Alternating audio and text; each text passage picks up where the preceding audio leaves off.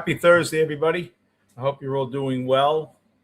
We are only a few days now away from the trade deadline, and the Mets haven't done anything yet. Really, no one has really done anything to speak of. Washington made a trade with Boston. They fleeced Boston for Connor early. They sent Mead over there, and Mead got hit by a pitch and is out for the year, third baseman. So Boston needs a third baseman. Mets lineup hasn't officially been released, I don't believe, for tonight, but I'll give it to you. Ewing is leading off in left field tonight.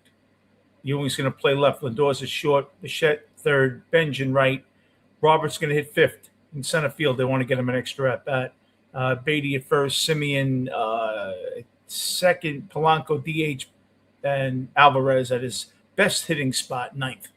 So that's the lineup. I don't know if it's out yet, but that's what my friend sent me. Hey, Radiant. Yeah, the third baseman that Boston acquired from Washington got hit in the wrist. He's probably out for the year. Fracture. And Boston would probably like to have Bichette, but they wouldn't pay him. They won't pay him. Boston doesn't like to spend any money. It's interesting.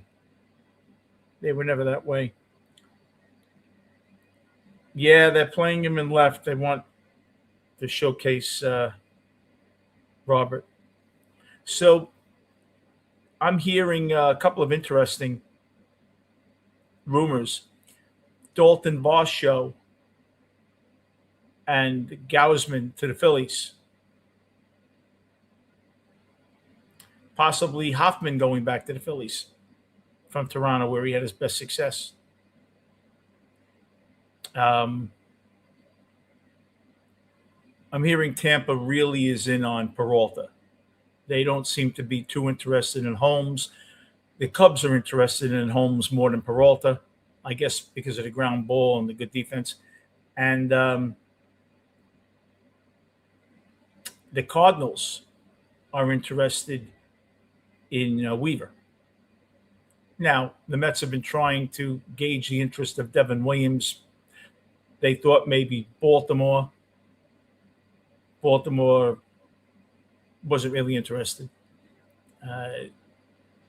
Baltimore seems like they are trending toward almost standing pat, believe it or not. Braves like Peralta.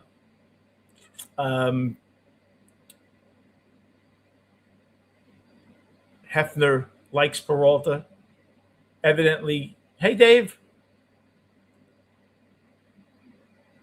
Yeah, Yankee Stadium. Wow. Really? I didn't know that. I'll give you the dates when we're going to be in Liverpool, Dave. Probably the 10th to the 17th in October. I know, Radiant. That's pretty sick. Alvarez, like I said, Stearns hasn't taken him off the table, but you're really going to have to floor them to trade Alvarez. He's not untouchable by any stretch of the imagination, but you're going to have to give them $1.75 on the dollar for Alvarez, especially with a couple of catchers that were going to be on the market actually being banged up right now. A couple of GMs, absolutely, Dave. A couple of GMs have spoke with anonymity. This was from another channel that I heard this. I forget which channel. And said that there are GMs that feel that the Mets ruined Peralta. Now, I don't know if that's fair, but they feel that the Mets ruined Peralta, and as quickly as the first start that Peralta starts for a new team, he'll be fine. I think that's a little ambitious if you're a pitching coach from another team, but they seem to feel that Peralta, just the lights were a little too bright then, because Peralta got off to a good start, if you remember. Peralta's start was fine.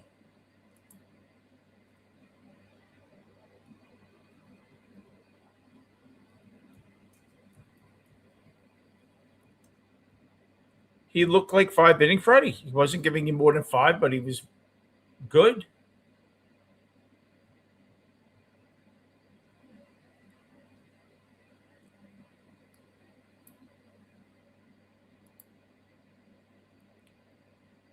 Last year, 2.70 ERA, only 176 innings, but a 108 whip.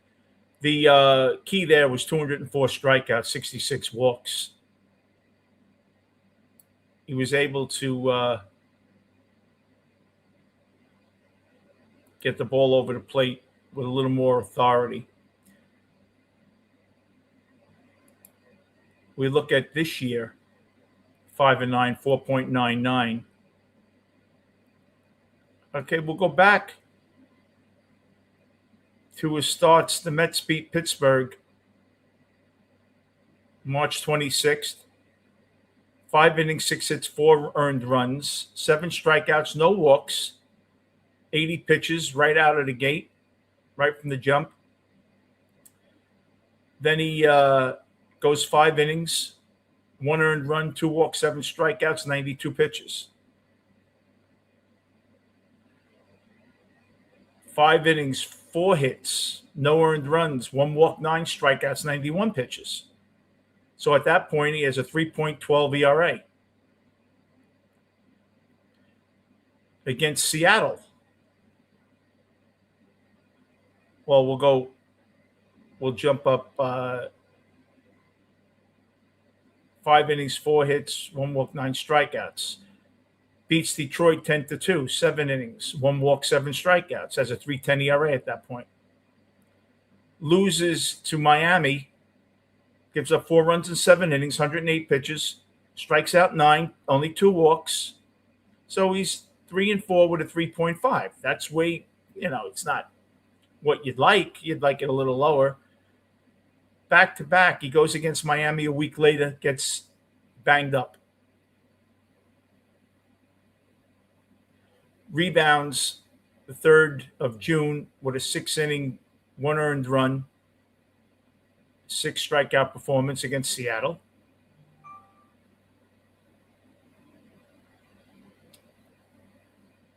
Gets bombed in St. Louis. Comes back against Atlanta. Then blows up on the 20th against Philly and hasn't been the same. 2.2 innings, 10 earned runs, 80 pitches, not even 3rd inning. He shoots up to 4.83. He goes against Chicago. Seems like he turned the corner, 5 2/3, 5 hits, a walk, 5 strikeouts, 98 pitches, decent bounce back. Then July 1st, 5 earned runs in 4 innings against Toronto. An earned run in 6 against Atlanta. Blows up 7 runs against Milwaukee. I'm just interesting to see something here. I think you'll like this.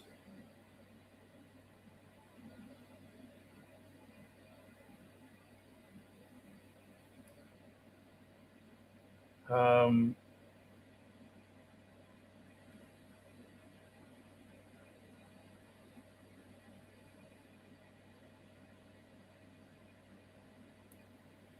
Seventeen and 7.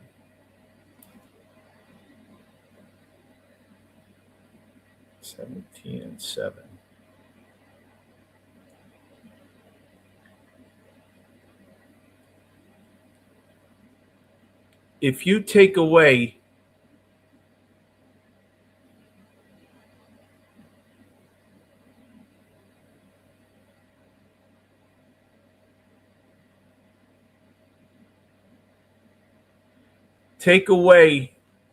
the blow up starts, the 7 runs, and the 10 runs, Freddie has about a 3.7 ERA, which is right in line with his career.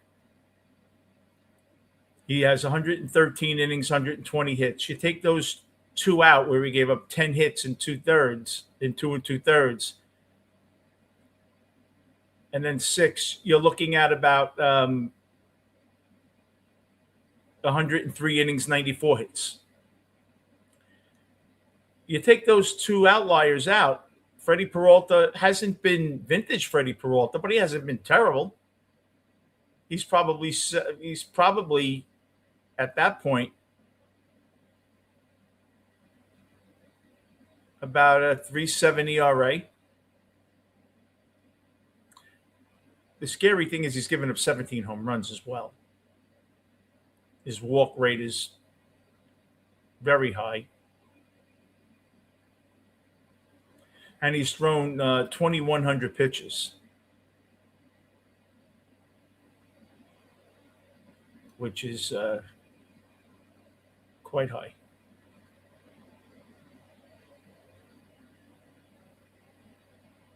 Yeah, look, he hasn't been good. But if you take out those two outliers, he's pitching to about a 3.8 ERA. And that's as good as you're going to get on the starting market other than Skubal. No, they're not talking extension. Hey, PJB, how are you? Absolutely, PJB. And let me tell you something. You're going to see a David Peterson outing, the first outing. 6 innings, a run, 3 hits, 2 walks, 8 strikeouts, 95 pitches. That's what you're going to see. And you're going to get 5 to 6 innings, the run to 2, strikeout at inning, 90 to 100 pitches. That's what you're going to get from Freddie Peralta, because there's nothing wrong with Freddie Peralta's arm. He's throwing 97 in the 4th inning. There's nothing wrong with him. What's wrong with him is the avalanche. You go to a wedding, you fall in mud. You might have a great time. Your suit is all soiled. You can't help but look at that suit. Absolutely. Absolutely. His real ERA is probably about 3.9. I remember one game they didn't perform. They didn't come through with a double play and give up 4 or 5 runs that game. And that's not in the outlier. Yeah, Freddie Peralta, look, there's no excuses for Freddie Peralta. But should Freddie Peralta, when I look at Freddie Peralta, do I see a 4.99 ERA? No, I see a 3.8. You're absolutely right, PJ. Absolutely right. I look at a 500 pitcher this year with a team that's 17 games under 500. I look at a guy with a 3.7 ERA, walks a bit up, and still striking out 1 per inning. A little under his career average of about 1.3. But you know what? I can live with it. You know why I can live with it? Because in the 5th inning the other day, he was throwing 97. That's why I could. If Freddie was throwing 97 and in the 4th inning throwing 93, I'd worry. Freddie's throwing 97. He's healthy. And you can tell he's healthy. He's pissed. I'd love to, Dave. Now, that is the rub with Freddie Peralta. Clay Holmes is interesting because Clay Holmes, can relieve. If the Yankees got Clay Holmes, which I heard they are scouting him, he's going to the bullpen. Clay Holmes is going to be a 7th and 8th inning guy. The Yankee bullpen, I don't care what their stats look like. They're terrible. That bullpen is not winning a championship. You could look at all the FIP is almost 5, that ERA. That's a very misleading ERA on that team.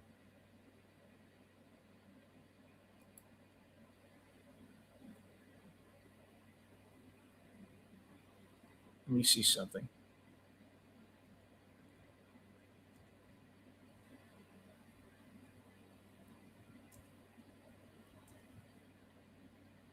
And I'll give you then what I was told by a couple of people today.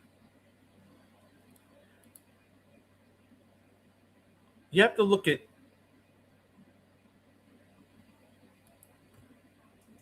what's going on with this Met club right now.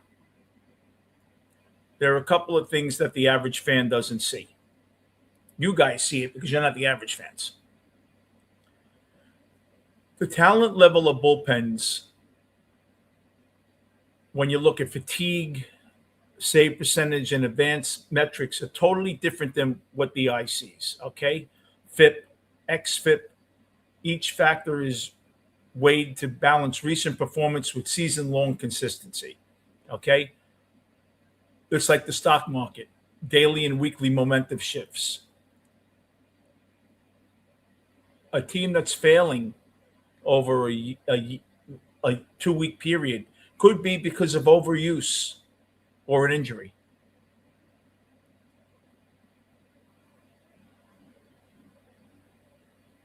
So if you look at the bullpens, Dodgers bullpen 3.83. Yankees bullpen is 3.09. I don't trust them. And nor do the Yankees, because that's why you hear about relief pitching going to the Yankees.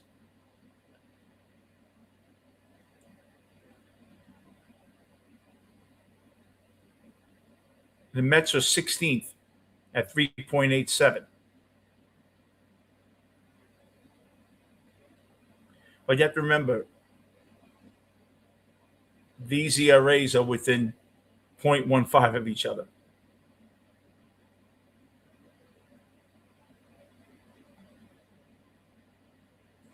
So this is what I'm hearing. I'm hearing that Francisco Lindor will not be traded during the offseason. And I was hearing the Mets are going to have a talk with Lindor after the season. That's what I was told. And he knows that. Evidently, Cohen said when he had a 2-hour conversation on the phone with him last week, when he looked comfortable, we're going to have talks about the organization. At least 6 teams are serious about Clay Holmes. 8 are scouting him. 2 teams that are scouting him are not offering much.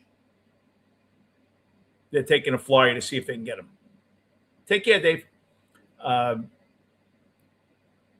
The Yankees were inquiring about Torrens and Holmes, not Weaver.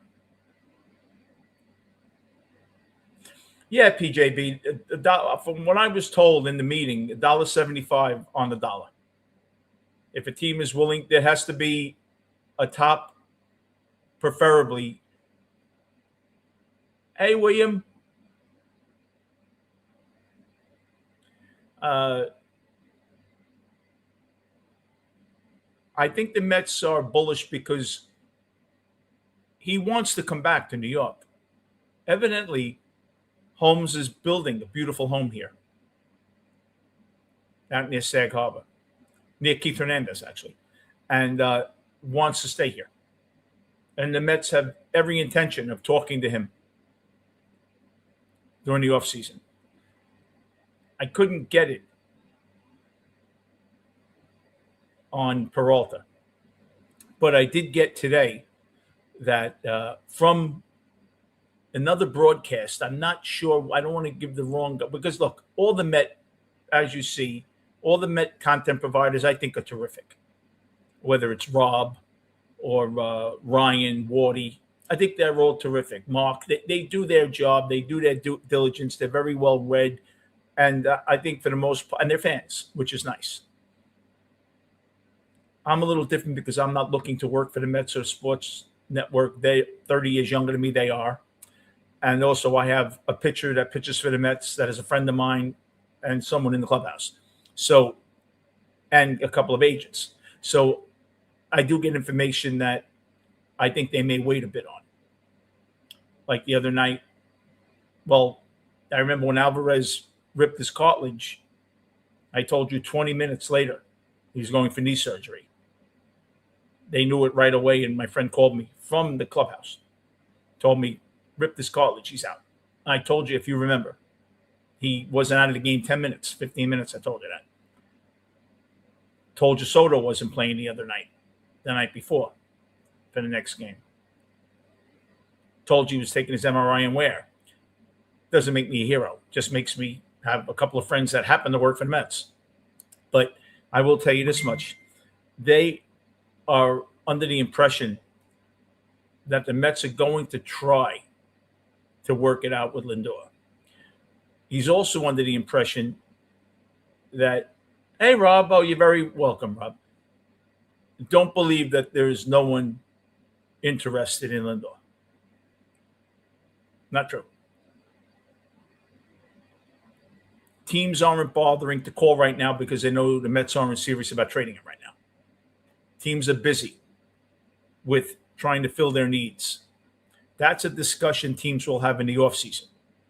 They're not going to be on the phone 20 minutes when they have 15 calls to make about Lindor when you know you're not getting them. I was told today that, what's his name? I'm drawing a blank.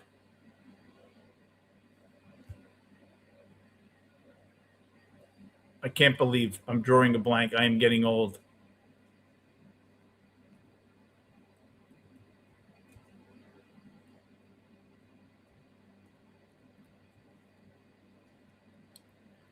That Tarek Skubal's not getting traded.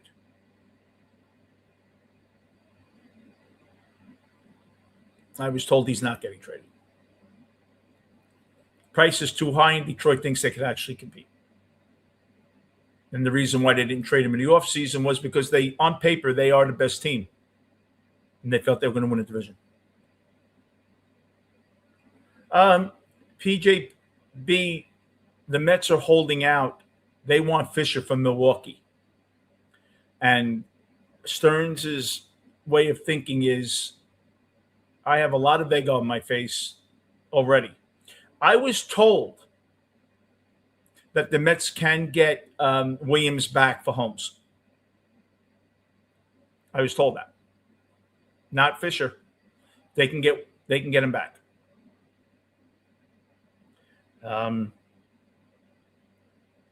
That's what I was told. I was also told that Fisher, I think if you gave them Weaver and Holmes, maybe. If you sent Alvarez over there, you get him. Problem with Fisher, he's always going to be a big strikeout guy, PJB. He's always going to strike out 175 times. 33 homers, but he's going to be a 230 hitter, and he's going to strike out. That's what's going to keep his on-base percentage down. He does walk. Never going to be a good contact guy. But look, some teams don't care. He's a 75% better version of Clifford. And the Mets are off on Clifford. They know he's not the answer at first base. From what I was told, depending on the strike, the Mets are very comfortable having young platoon at first base with a right-hand first baseman next year. I was told they're fine with Jared Young at first base for 80 games next year. If they get a high OPS against lefties, righty, with OPS has to be over 825. That's what I was told.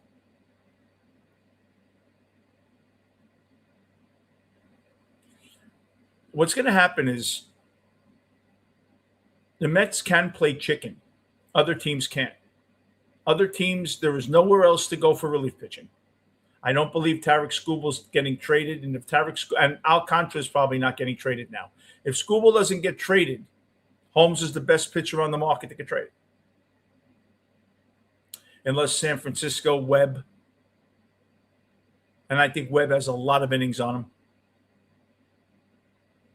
That's the problem. Logan Webb, I worry about guys that have thrown 200 innings back-to-back years.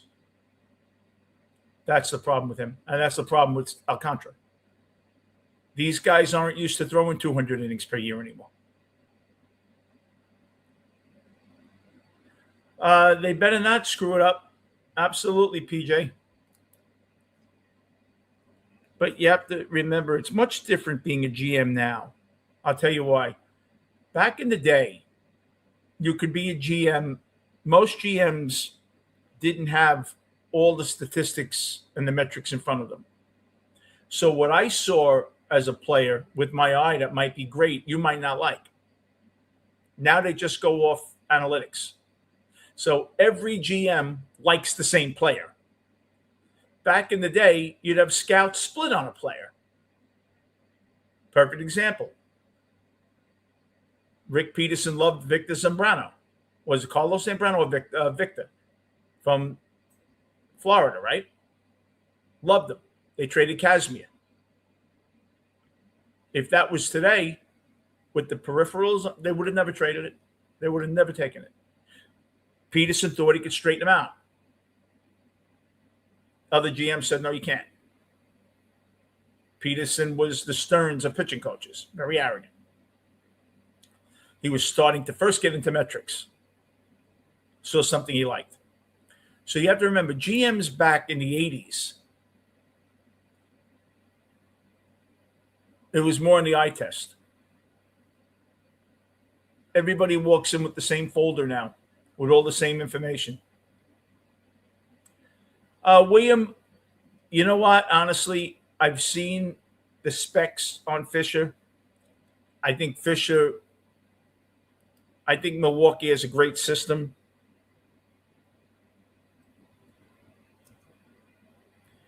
My friend gave me the projection on him from the scouts, from the Mets scouts. I think I told you yesterday. See if I can find it.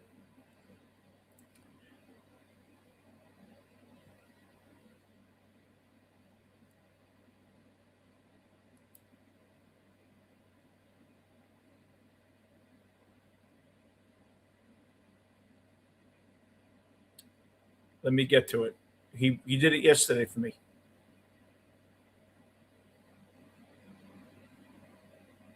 Yeah, I know. It was like Tim Lincecum.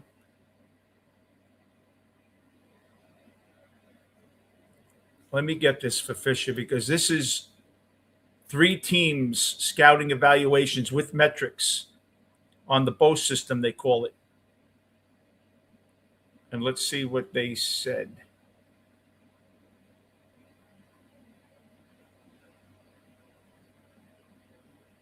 I have it here from last night.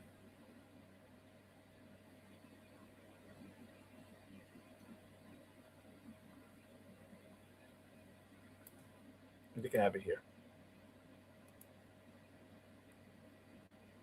They like Fisher a lot.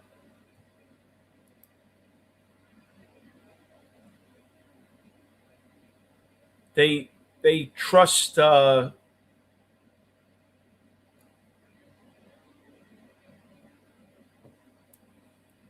me get it from him. Hold on.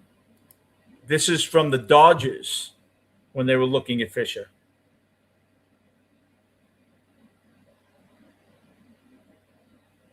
The Dodgers, and you trust the Dodgers and Tampa.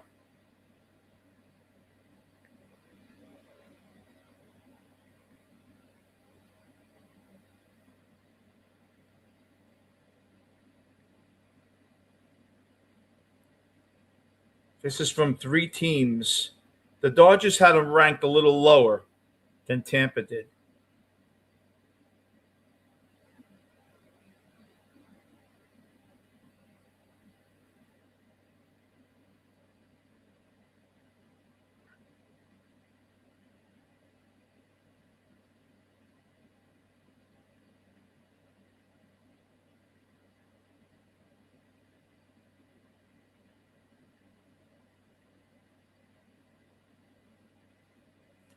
This is from the Dodgers, Tampa, and Mets.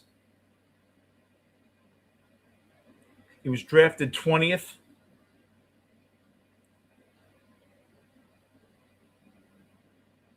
And he played in a couple of colleges. Left-handed, elite raw power.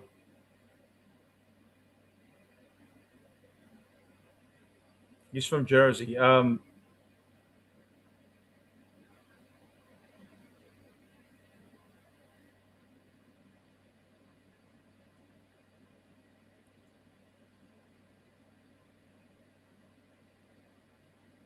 Okay, here is his. He's a lefty. This is his baseline from the Dodgers. They have him capping out at 31 homers, 94 RBIs, 272 batting average. The 2030 season will be 26. OPS steadily 840 to 880, and a projected WAR from 3 to 4.5.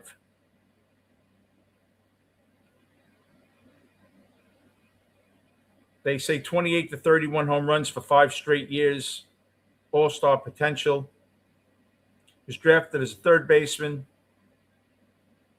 He'll split first and third, eventually to first and DH. They like him. Absolutely, PJ.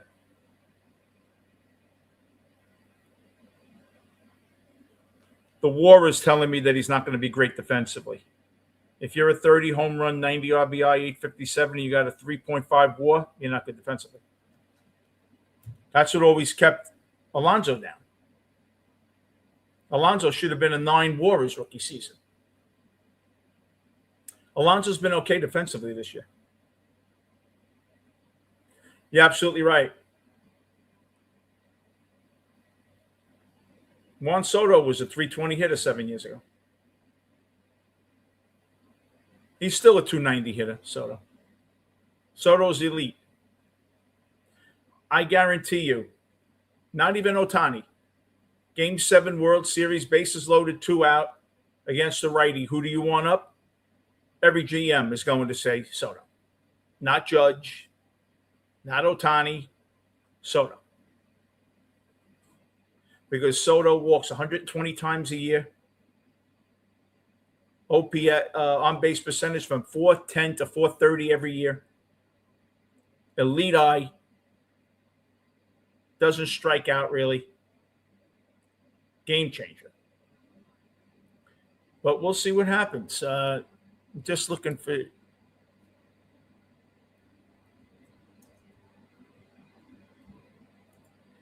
And Guerrero is going to a back surgeon.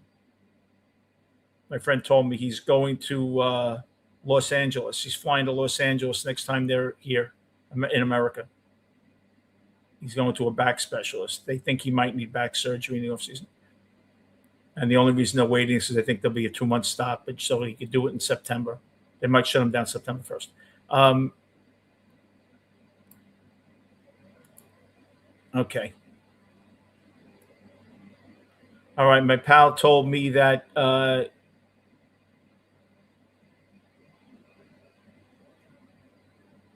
Peralta is being sought after.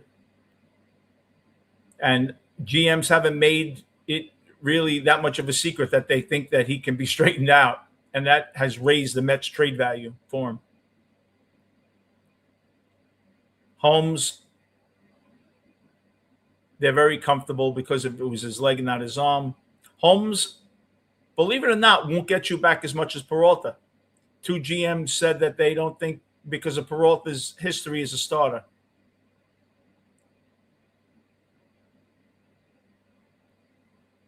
And although Weaver's controllable, he's going to be traded because it's going to be an unbelievable haul for him.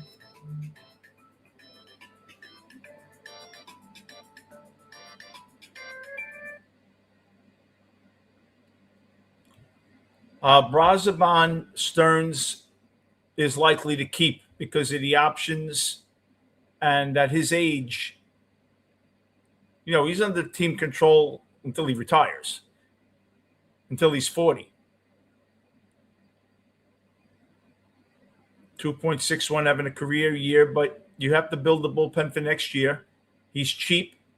That's on the Stearns' guise of a player. Optionable. Stearns loves options. So I can't see Brazoban getting traded unless they get they're going to have to get $2 on the dollar for Brazoban to trade him. Because you have to remember, any team that has taxable, a guy like Brazoban will be making $5 million this year or $6 million. He's making nothing. You're not going up the tax, and the options are big that you can option a guy with options left.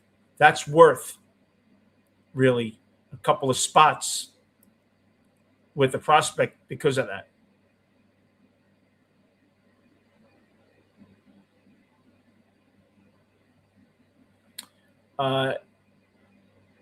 My friend did tell me that they want young, 1 year away, controllable pitching. The Mets want to refill minor leagues with pitching and looking for a first baseman. They're more concerned with young pitching, controllable pitching for the next 5 years. Um,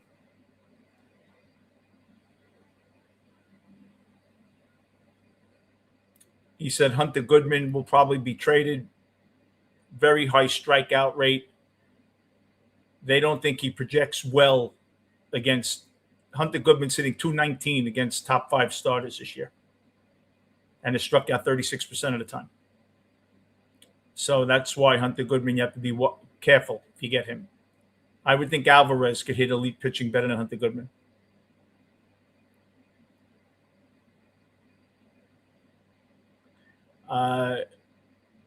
It looks like Liam Hicks, the Yankees were looking at.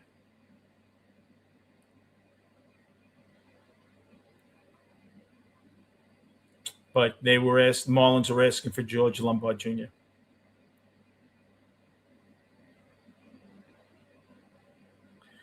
Jake McCarthy's not thought of that highly.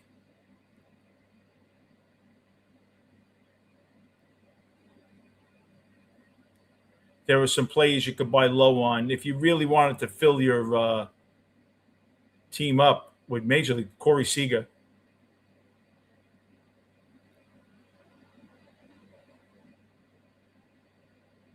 Averages 850 to 860 OPS.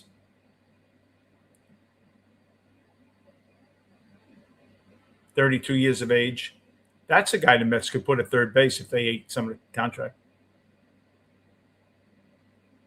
Pete Fairbanks.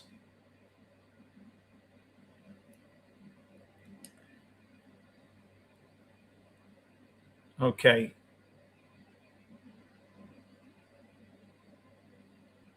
Okay, he's telling me then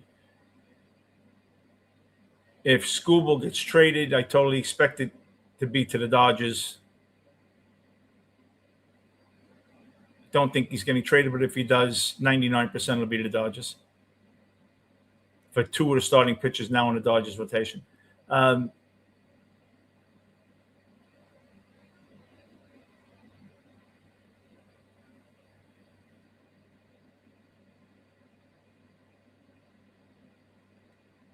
Boston could be in on Ramirez, the guy that the Mets want from the Cubs, to take over third base.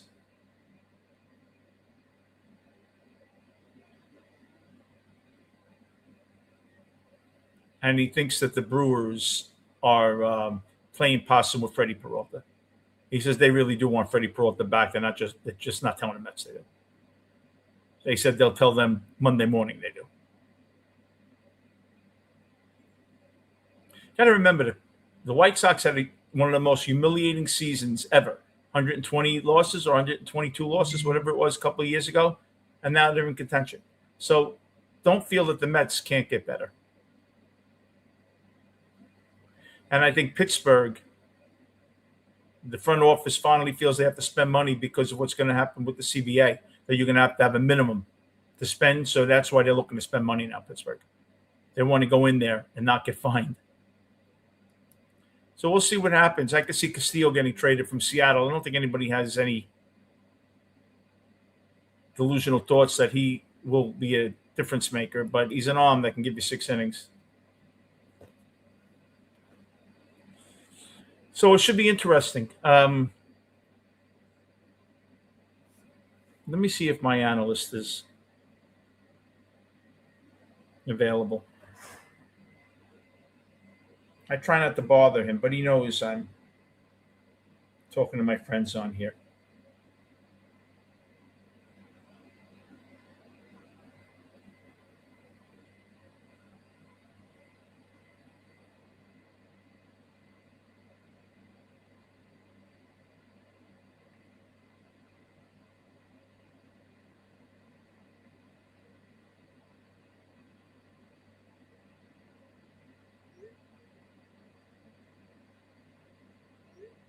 See if I can get him on. This is an ESPN analyst who works behind the scenes with every GM. Obviously, can't tell you who he is because he's not supposed to really be doing this. But I just texted him, see if he gets back to me. But this should be an interesting game tonight because the Marlins love to kill the Mets. We'll see what happens. Nolan McLean is very slowly putting himself into the Rookie of the Year discussion again. If you're going with defense first, then you'd be going with that other kid. But, McLean, if he pitches to a 3 ERA the rest of the year, gets his ERA down to 3.15 and finishes over 500 with a team that's 17 games on, I think you have to give it to him, don't you? Yes, PJB. They got Baez 5 years ago, right? 5 or 6 years ago on this day. I have a feeling we haven't been able to say this in a very long time. That may go down as the worst trade in Met history. Think about it. Because PJ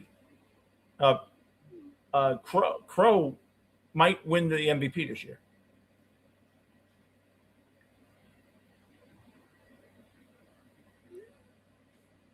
That might be the worst trade the Mets ever made.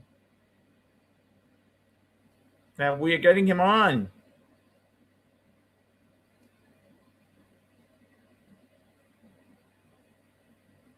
It would be the worst. If he stays with the Cubs and goes to the World Series and wins a World Series, wins an MVP, absolutely. Well, Samuel didn't want to play. Samuel was a dog. Took the money and ran.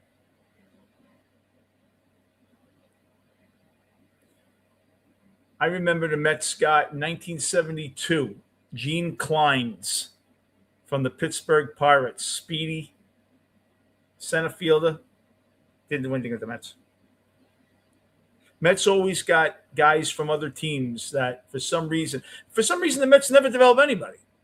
George Foster hit 11,000 home runs one season. Came here. And here we go.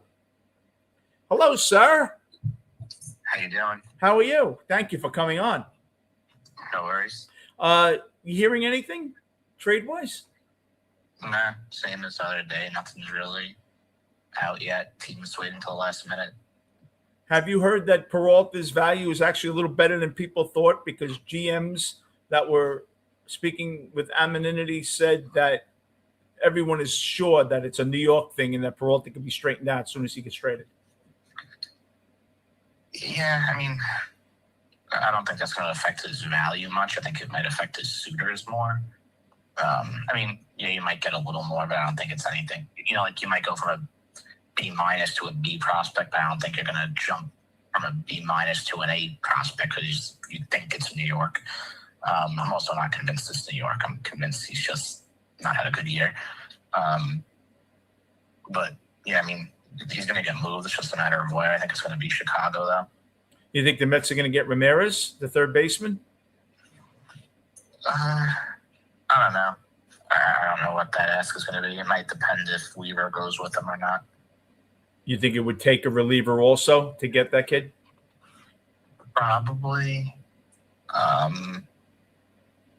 I also don't think they're moving him anyway, but even so,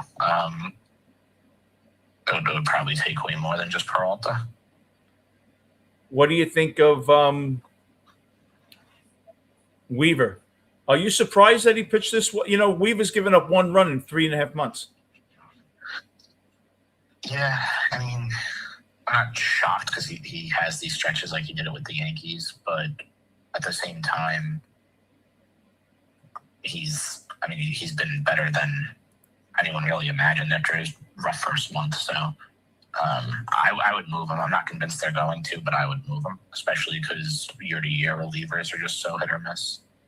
What do you think? Do you know anything about Fisher, the Milwaukee Brewer minor leaguer? The pitcher? No, the first baseman, Fisher. He's supposed to be a 30 to 35 home run. Fisher. You know anything about him? In the minors, not really, but if he's a top prospect, I can assure you they're not getting him for Peralta. I can look at the prospect list, though. What do you think the Mets would need to trade to get him? Give me a second. I can tell you where he is in the prospect list. He's like 7th at Milwaukee. Milwaukee is a good system. It would take more than Peralta, I'm sure. I think this would be. Let me see here. He's in AA. I don't think it's really like a fit because there's no. I mean, maybe Clay Holmes if Holmes opted in. Someone with term because they're not going to just. Milwaukee's a team that kind of thrives on letting guys in the system come up since they don't spend a lot of money. So okay. I don't think they're going to give him away unless they had someone with control. If you were a GM, would you rather have Peralta or Holmes right now? Peralta. You would? Why? He's better than Holmes. Holmes, to me, I kind of look at it like you can go by as long as a guy's not like I'm not saying this for a guy like Scherzer who's 40 years old and he had a great career in the past, but for guys who are similar age, this and that, Peralta's had a better career than Holmes, even though Holmes has better numbers this year. Holmes is also coming off a broken leg, but it's to me it's kind of like saying like, oh well, Schlittler's better than Skubal. Okay, well Schlittler's he's had a better year than Skubal, but am I going to say he's better than Skubal yet? No. So Holmes has had a better year than Peralta, but I'm not going to say he's better than Peralta. So I'd rather have Peralta. I'm hearing Skubal's not going to get traded. I think he is. Passan came out today and said he most likely is. I think he's going to wind up in LA. Yeah, and I think their number 4 starter, that kid that pitched against the Mets, will be one of the guys to go. For who? In a Skubal trade. Yeah, who would be one of the guys to go? Let me see.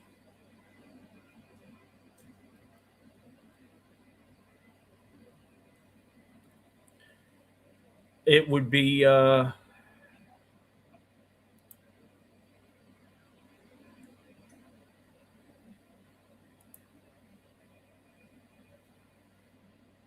it would have to surround this guy. Where is he?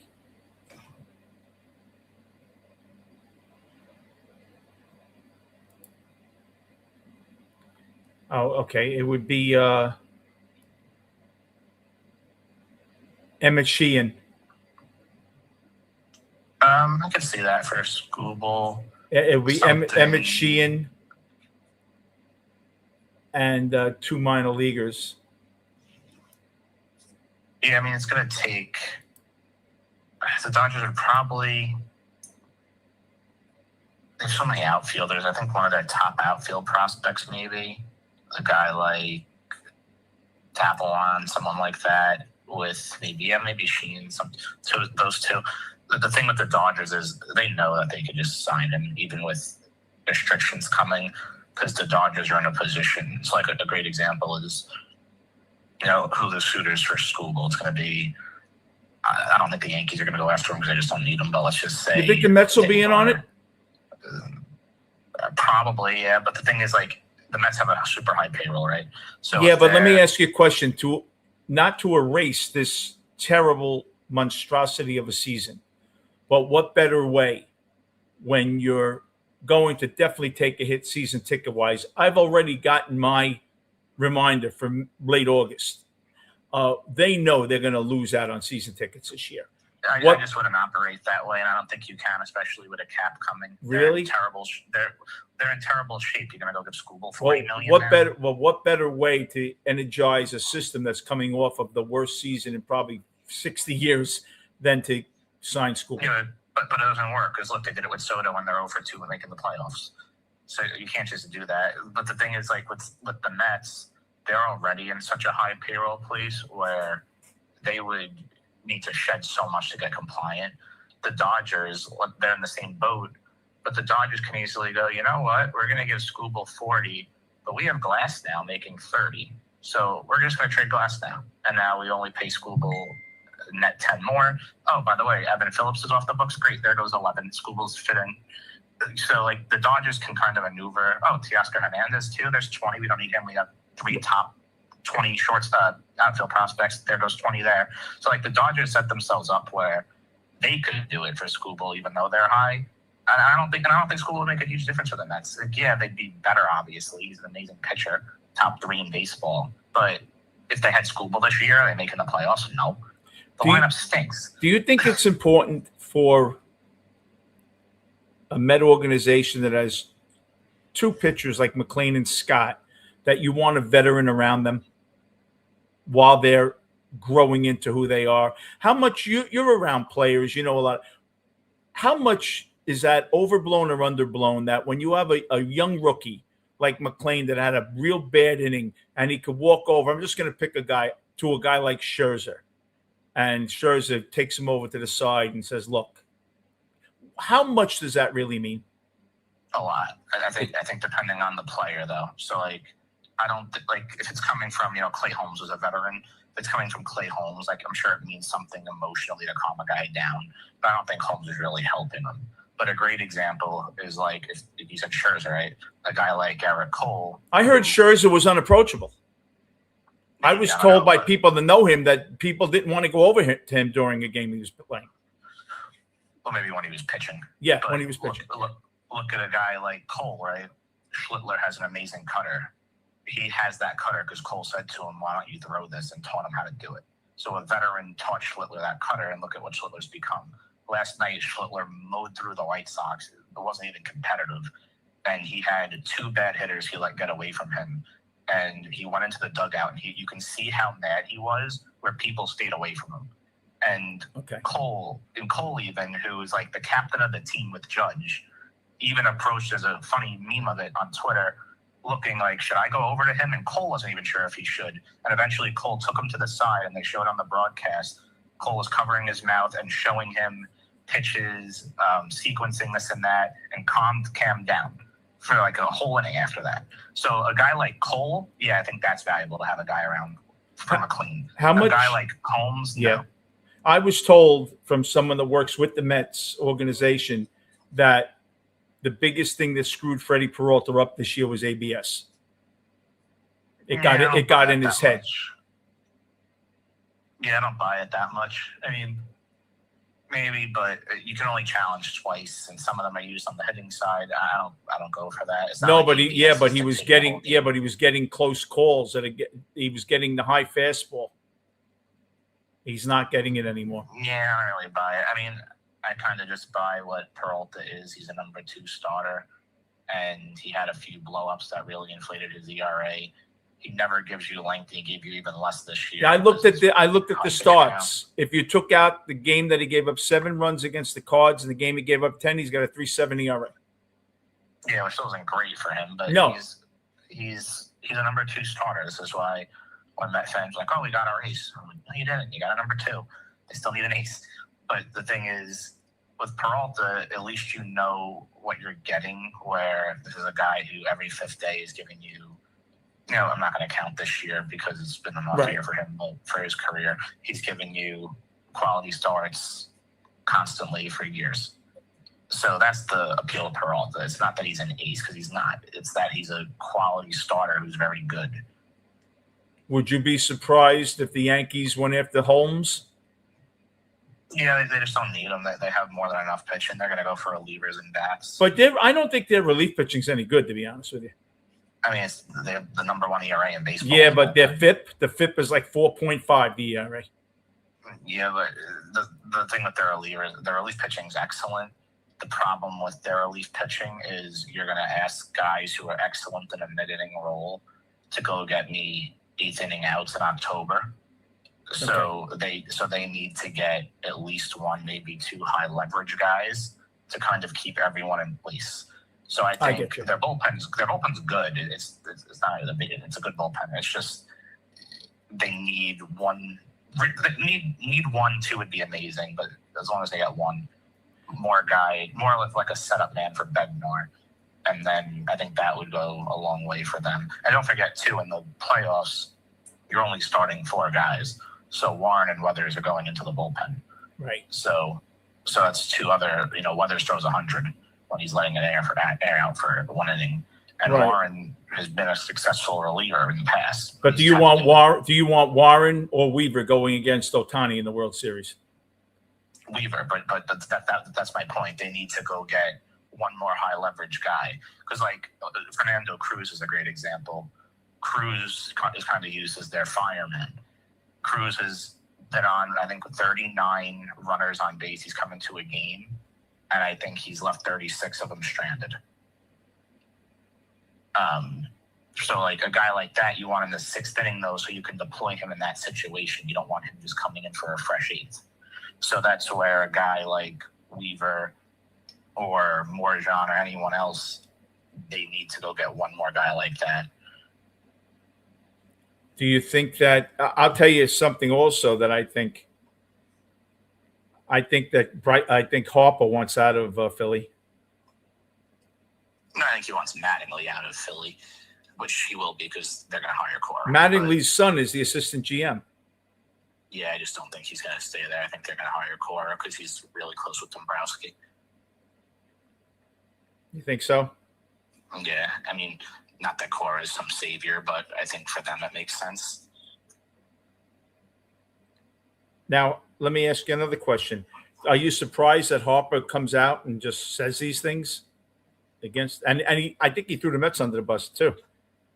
Yeah, I'm not surprised. I mean, he's always just said what's on his mind, so I'm not really surprised that. And he's never won a thing. Here's a guy that has a big mouth. He's never won a thing. Yeah, but yeah, it's not really his fault. He was on a. Well, no, he won. He was he not on the World Series Nationals team? No. Or was that the year before him? Before he after he left? I don't think he's won.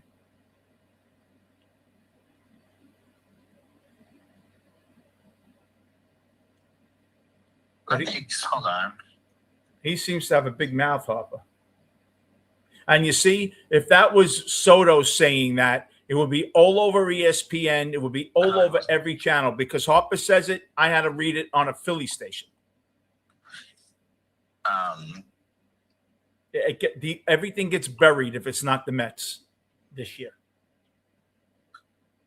I mean, I know a lot of Met fans have said, like, oh, the writers just like picking on us. I don't totally. I'm not gonna say I agree or disagree, but the writers at the end of the day, they want clicks and they want to make money. Right. And if you're constantly the clown show that's easy to make money with, why wouldn't they? So I think it's more just that. Like, if any team in New York, if they were a circus like that, they'd be the clickbait. So I don't think it's a Mets thing. I think it's just the Mets being what they are. It's easy writing for the writers. I guess you're right there. So what do you think happens? So if any big surprises this do you think Schoolball's going to the Dodgers? Yeah, I think he's going to wind up there. There's no reason for Detroit to keep him. They'd be stupid too. Well, they might think they could still win. Yeah, they're not going to. I think he's going to go to the Dodgers. I'm going to say Miller's not traded. I'm going to say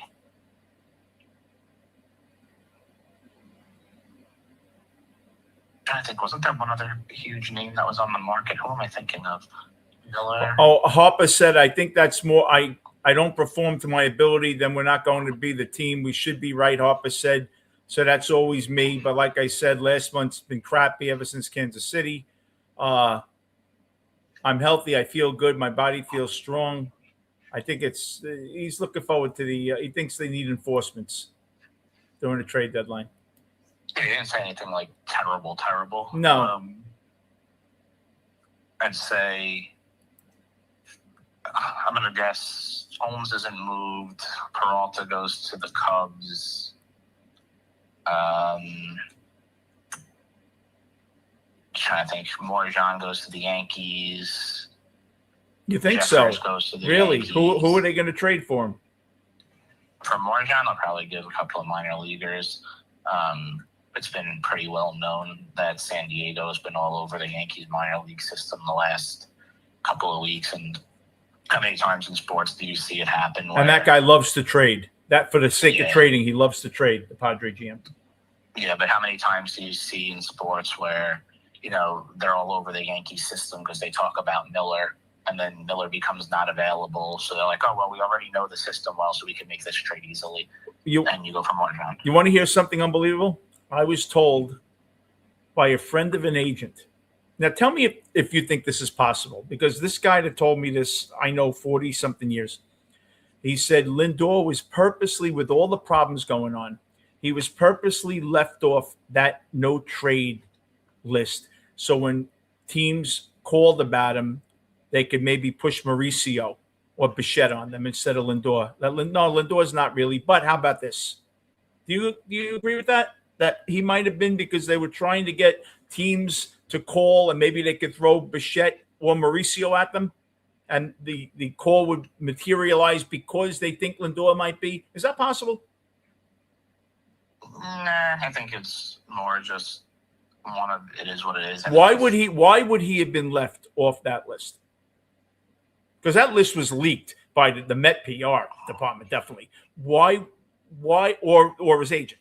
Why was, because Boris releases always leaks. Well, you could hope he gets annoyed and then wants out in the offseason.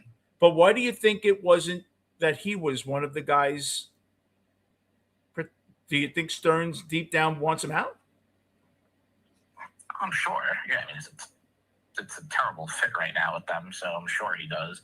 I think if Stearns really had his way, he'd rebuild, but I don't think Cohen would let him. Do you think any major decision now where maybe Stearns had carte blanche, he has to go to Cohen and talk to him about it now? No, because I think he had to talk to him anyway. No, you think he has to talk to him anyway? Yeah, they probably operate like the Yankees do, where kind of everything that Cashman does when it comes to money or big moves like that, he runs by Hal, and Hal kind of says, like, do what you're going to do, but Cashman still talks to him about it. You think Beltran's the new manager next year? No. I think if it's someone new, it'll be Pujols, but I'm not convinced they go with someone new. New meaning a first-time manager. Yeah, honestly, I don't think they really can afford to bring a first-time manager in here. No, they can't. They need to just... We've been down and done that, and look what's happened the last 5-6 years. Yeah, I mean, he's a terrible manager, but... Who, Green? No, I can see... Well, Pujols? Who's the terrible manager? The guy I'm about to name. I could see a situation where Philly fires Mattingly, they hire Cora, and then the Mets go for Mattingly, and Mattingly's an atrocious manager, but at least he's done it and has been around. I was told the reason why Cora didn't take the job this year was he wants to see if Roberts retires in L.A. That Cora wants the L.A. job, and they don't know if Roberts is going to retire. Yeah, I wouldn't be shocked. But Cora, if he doesn't go to the Dodgers, he's going to Philly. Cora's very close to Dombrowski. Yeah, I'm sure he's going to wind up in Philly. J.D. Martinez, does he get a position? He might. He reminds me of one of those guys that people just constantly talk about being a manager for some reason when he's never even inclined that he wants to be. I think he'll be the hitting coach. Yeah, like I always hear that, like, oh, like he's going to be on the staff. I don't think he's ever even given an inclination that he wants to coach. So I don't know why people just assume it. I feel like they used to do that with David Wright too. My friend in here just said, my friend PJB, I don't know if you're looking at the chat, said writers hate the Mets because of Cohen. Do you agree? I can definitely see part of that, yeah. So what has Cohen done that is so terrible? He had to build the Mets. The Mets were a laughing stock. I think it's not that he's done anything that's so terrible. I think it's an accumulation of little things where maybe they just don't like him. For example, not that it's always political, but most of the writers are very liberal, and a lot of liberals hate billionaires. So there's one. Two is, that's a great oligarchy. Two is the way he came in and kind of just with the whole nonsense of what the shirt and everyone and all the spending and this and that kind of helped ruin the sport. And they probably don't love that. They probably don't love his, again, if you're going to go back with the logic of like liberal writers. Cohen's already been convicted of insider trading. Everyone went to jail for it, but they caught him doing it. And you can say, like, oh, well, it's a lot of people in that industry. Okay, yeah, but they're not talking about that. They're talking about the owner of the Mets they're covering. So they probably don't like him for that. Oh, look at this billionaire. He's a good criminal. I have to put you on the spot here. You're a third. I think I think he's a good owner. Like he's super available to the media more than pretty much any owner. So other owners should take. You're a 30-something-year-old guy. You are generation. I don't know what they call them now. What generation breadbox? I have no idea what the new. How much do you think the liberalism with supposedly Lindor running around with purple hair and the Mamdani thing with Lindor's wife? Do you think that was as big a distraction as they say in the clubhouse? Or do you think just when you're losing, you'll come up with anything and that was convenient? From your generation now. A little of both. Do you think that the politics was a problem with the pride flag on Veterans Day? You got a pride flag. And I don't know what your persuasion is. I'm just asking you, what do you think? I think a little of both. I think people overblow it where like the whole like trans night and this and that. As much as some of the players, I'm sure, hated it, I don't think they're going into the batter's box 3 days later when they've just played 3 shit games in a row going, God, I'm so mad I can't hit this fastball because I'm still thinking about that damn flag. I don't think. Like, well, I can answer you why Cohen's doing all this. Cohen just bought a casino that's going to make him $15 billion in 10 years. You know who gambles? Transgenders and gay and the alphabet mafia. And you know what? He does not want marching in his parking lot against him, and he wants gamblers. And you know what? He is going to be nice to everybody. And anybody that comes in his way, he's going to be a supporter of because of that casino. Tell me, do you believe that or not? I don't know. I think gamblers are just, I don't know if you can put like a political affiliation on it, but what I was going to say is I think that those players, while I don't think it affected their performance just playing wise, I think it definitely could have leaked into the locker room personality wise where it made some tension. And well, I was told that Lindor, and this is from someone in the organization, Lindor's wife didn't go to Pete Alonso's wife's baby shower, and Nemo, who's best friends with Alonso's wife, confronted Lindor's wife about it and said, look, this is a team. Fuck your politics. I was told, she said, fuck your Mamdani. And there was in the family room, there was a screaming match. And it made, I was told that it really wasn't Francisco that did all this. Francisco had to defend his wife. What are you going to do? Throw your wife under the bus? You have to, this had nothing to do with Francisco. And that caused a lot of this issue. Nemo thought he was going to be the captain. I was told that was inferred when he was already almost signed with Toronto and a midnight call with Cohen. Nemo called Cohen and he said, I want you to lead us to a World Series. You're a lifetime Met. And Nemo thought he was going to be the captain. And all of a sudden, Lindor was going to be the captain. And Nemo was very hurt about it. Did you hear anything about that? I don't know. I definitely think Lindor's insulted about that whole thing and how it all went down. What do you think purple hair affects you wanting to be the captain and you're walking in with purple hair and Gucci bags? I know this is 2026. I think it was just more he probably felt like I've been the leader here for so long. Naturally, this is the next thing, and I deserve it. And I was kind of told I was going to be, and everyone thought I was going to be, and now I'm not. So he's probably insulted by it. Well, Lindor, you're talking about? Oh, I think Lindor. Well, I was told from our friend in Florida that they had a press kit being developed to welcome as the captain, and Cohen squashed it at the last minute.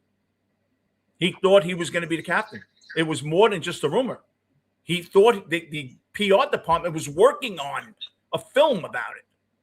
And I think that, when you have Soto say, oh, Marte's the captain, do you think that Lindor should be a little butthurt with that, thinking that it's because of Soto that he's not the captain, or do you think that's too far?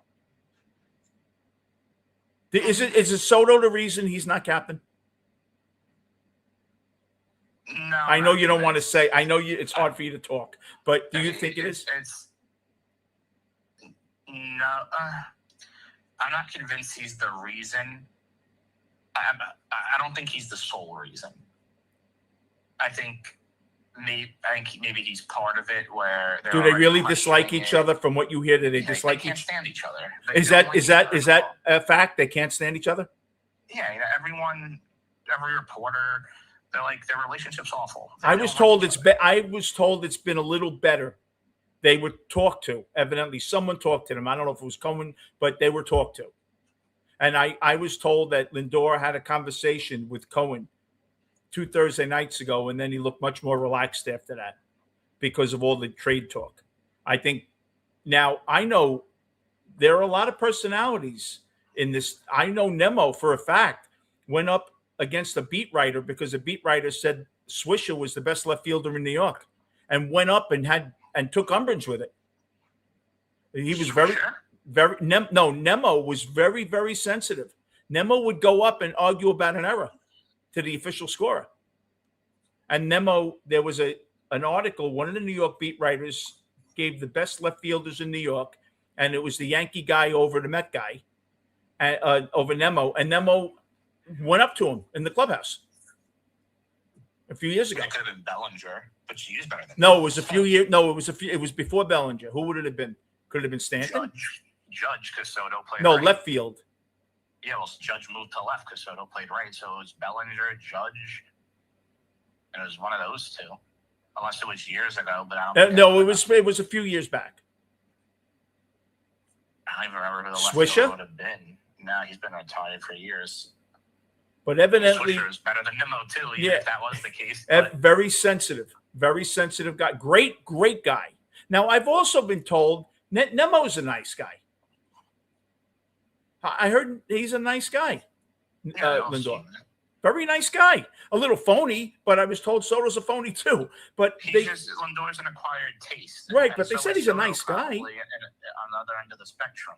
So when you get two acquired tastes, they don't like each other. Well, Waffle, Soto was hanging out in the bullpen, I was told, because he's very, very friendly with Brooks Raley and Minter. And they thought one of them was going to be. Even when he got there last year in spring training, it sounds like a Yankee tape, but it's not. It's the worst kept secret in the league. Even the writers say it. He's miserable there. He made the biggest mistake of his life, and even that, he doesn't even hang out in the dugout. PJB, 20 games under 500, and your star is not in the dugout with your teammates, trying to muster up any sort of offense. He's out in the bullpen. Well, PJB told me that it was a Spanish guy that was on Boston first. Who did the Yankees have? That was a Spanish guy. Oh, Verdugo? Verdugo. Okay, Alex Verdugo. Thank you, Waffle. Yeah, and Nemo went up and questioned it. So obviously he's very sensitive, Nemo. Yeah, Nemo's better than Verdugo. But that was probably it. They probably said Verdugo, and Nemo said, "What do you mean?" Now, also, I got to tell you this. You'll love this story. I was told by someone good, Freddie Peralta. I don't know if I told you. I grew up with his agent, Sam and Seth Levinson. Well, one of their friends knows for a fact the reason why Soto last year, the Mets were a game up or whatever, and someone doubled in the bases loaded to take the lead away from the Mets in the 8th inning. Lindor was joking around at second base with him. And when they came in from the outfield, Soto smashed his foot, kicked his foot against the Gatorade cooler and went right into the clubhouse. Now, in the batting cage, where the batting cages are underneath, they also have computers, so you could see your swing and everything. And Beltran ran down to sit with him to see if he was okay. And that's how that started, with him going in, watching in between at-bats. But I was told it was because that started the riff when Lindor is joking around with a guy who just took the lead from you and ended up you lost by a game. And he's joking around. And that's not for Soto. And Beltran thought enough. I don't know where Beltran was, but he ran down into that tunnel to see what was going on. So yeah, I don't know. I mean, you hear so many different reasons. I think at the end of the day, they're nothing alike, and their values are probably different. They are nothing alike on or off the field. could it be politics now with that? Because I have a feeling Soto's a conservative guy. I don't even think it's that. I think it's just they're nothing alike. Soto's like Judge. He's like very intense. He just wants to win. He wants to go there, do his job, and go home. When Lindor is just kind of like, like it's kind of like people like that, even in a classroom in school. If you remember, there were kids who didn't hate their guts, but they wouldn't shut up. Enough. Oh, that makes sense. My friend just told me Brooks, Raley, and Minter are hardcore Republicans. Soto's probably a Republican, and that could be probably a little. And that's probably a little the problem with Lindor and his wife. His wife works for Mamdani. But this was going on even last year before all this stuff this year. Like, it's just the thing is they're just different people. Like I said, you're talking about a guy who Game 1 of the World Baseball Classic that meant nothing in the grand scheme of things is dancing around the bases in a first inning home run, acting like an idiot. So this is just they're different people. Yeah, but when he hit that home run, when he hit that home run against the Braves to clinch the playoffs, he didn't react. Remember? In fact, you and I had spoken about that, and I said, "Look at Lindor, just business as usual. Hit a home run to put them in the playoffs. Didn't go crazy or anything." Yeah, I don't know. I mean, that was pretty classy because you saw Alonso how he acted. I mean, maybe a game that meant something more to him than the World Baseball Classic. He just didn't react to those. But I don't know. I mean, the thing with the Mets is, I think. So you don't think the politics is as much a thing as they let on? No, I think it might be where, when it was with Nimmo and Alonso, but Soto, no, I think they're just different guys. Do you think Lindor is liked in that clubhouse? I don't think anyone hates him, but he's probably not people's cup of tea. Like, I remember when I was playing in school one day, I won't say his name, but we had a player on the team, and he was a nice guy. Like, I got along with him in school. I'd consider him a friend at that point. But on the team, he was a little too much of the, your team's hitting and everyone's sitting on the dugout. Come on, get up. Like, enough. Swisher. He was a swisher. No, because Swisher wasn't even like that. It was more like, and he was genuine in it, but at the end of the day, it's kind of like, it's just a different personality. Where it's like, I hated playing with him on the field, but I liked talking to him in school. I think that's kind of what it's like with Soto and Lindor, where they're just different. They don't have anything in common, probably. Probably not. And don't forget, even just on a personal level, Lindor's married with kids. I'm pretty sure Soto's just a single guy. He is. They're nothing alike. They have nothing. They're on the same stage in life. He's also very, very I think Soto's religious. I don't know. I can't speak to that, but they're nothing alike in any way. And I don't think they wish harm on each other. I don't think they hate each other. No, I don't think they hate each other. I'm sure Soto respects his ability. Lindor, if he asked about Lindor, I'm sure. They probably hate each other. Like, I kind of like it. It's almost like in politics when you have, I'll just use two people for example. Like, who would it be? Like, I think I know what you're going to say. Well, Donald Trump and Obama, and they're joking around at the funeral, but meanwhile, they're supposed to hate each other. No, not even that. Just like WWE. No, just like, I'm trying to think of the two same, like, okay, it's like, let's say Rubio and Vance, let's use those two for an example. They're in the same party, but when they're going against each other for presidency, they're bashing each other's character, this and that. And then all of a sudden, this one wins, and like, oh yeah, I love this guy. Let me tell you. That's what it's like with Soto. Let me tell you something. Kamala Harris went up against Joe Biden years ago. She said that for all the word salads, no, S-Man, he's an analyst. This was the best thing she ever said. When they said, you knocked Joe Biden about liking girls, blah, blah, blah, blah, blah. You know what she said? She laughed and said, it's a debate. That was the perfect, it's a debate. We're supposed to hate each other. But the problem is with the Right, Mets. they don't wish harm on each other. They just Right. don't agree on things, and I think that's kind of what Soto and Lindor is. Like they don't hate each other on a deep personal level, but I don't think they get along at all because they're just not alike. Do you think it would be better for this team going forward if Lindor wasn't on this team? Put aside replacing the stats. So let's say we pick it up at third and first base and a good defensive shortstop. You're never going to get a 30 and 30 guy at short. But do you think the overall attitude would be a little like move? Now it's Soto's team. Do you think it's kind of like, I think it's like having Norton antivirus and some antivirus in your computer, and you're slowing down your computer because they're attacking each other when you're using something.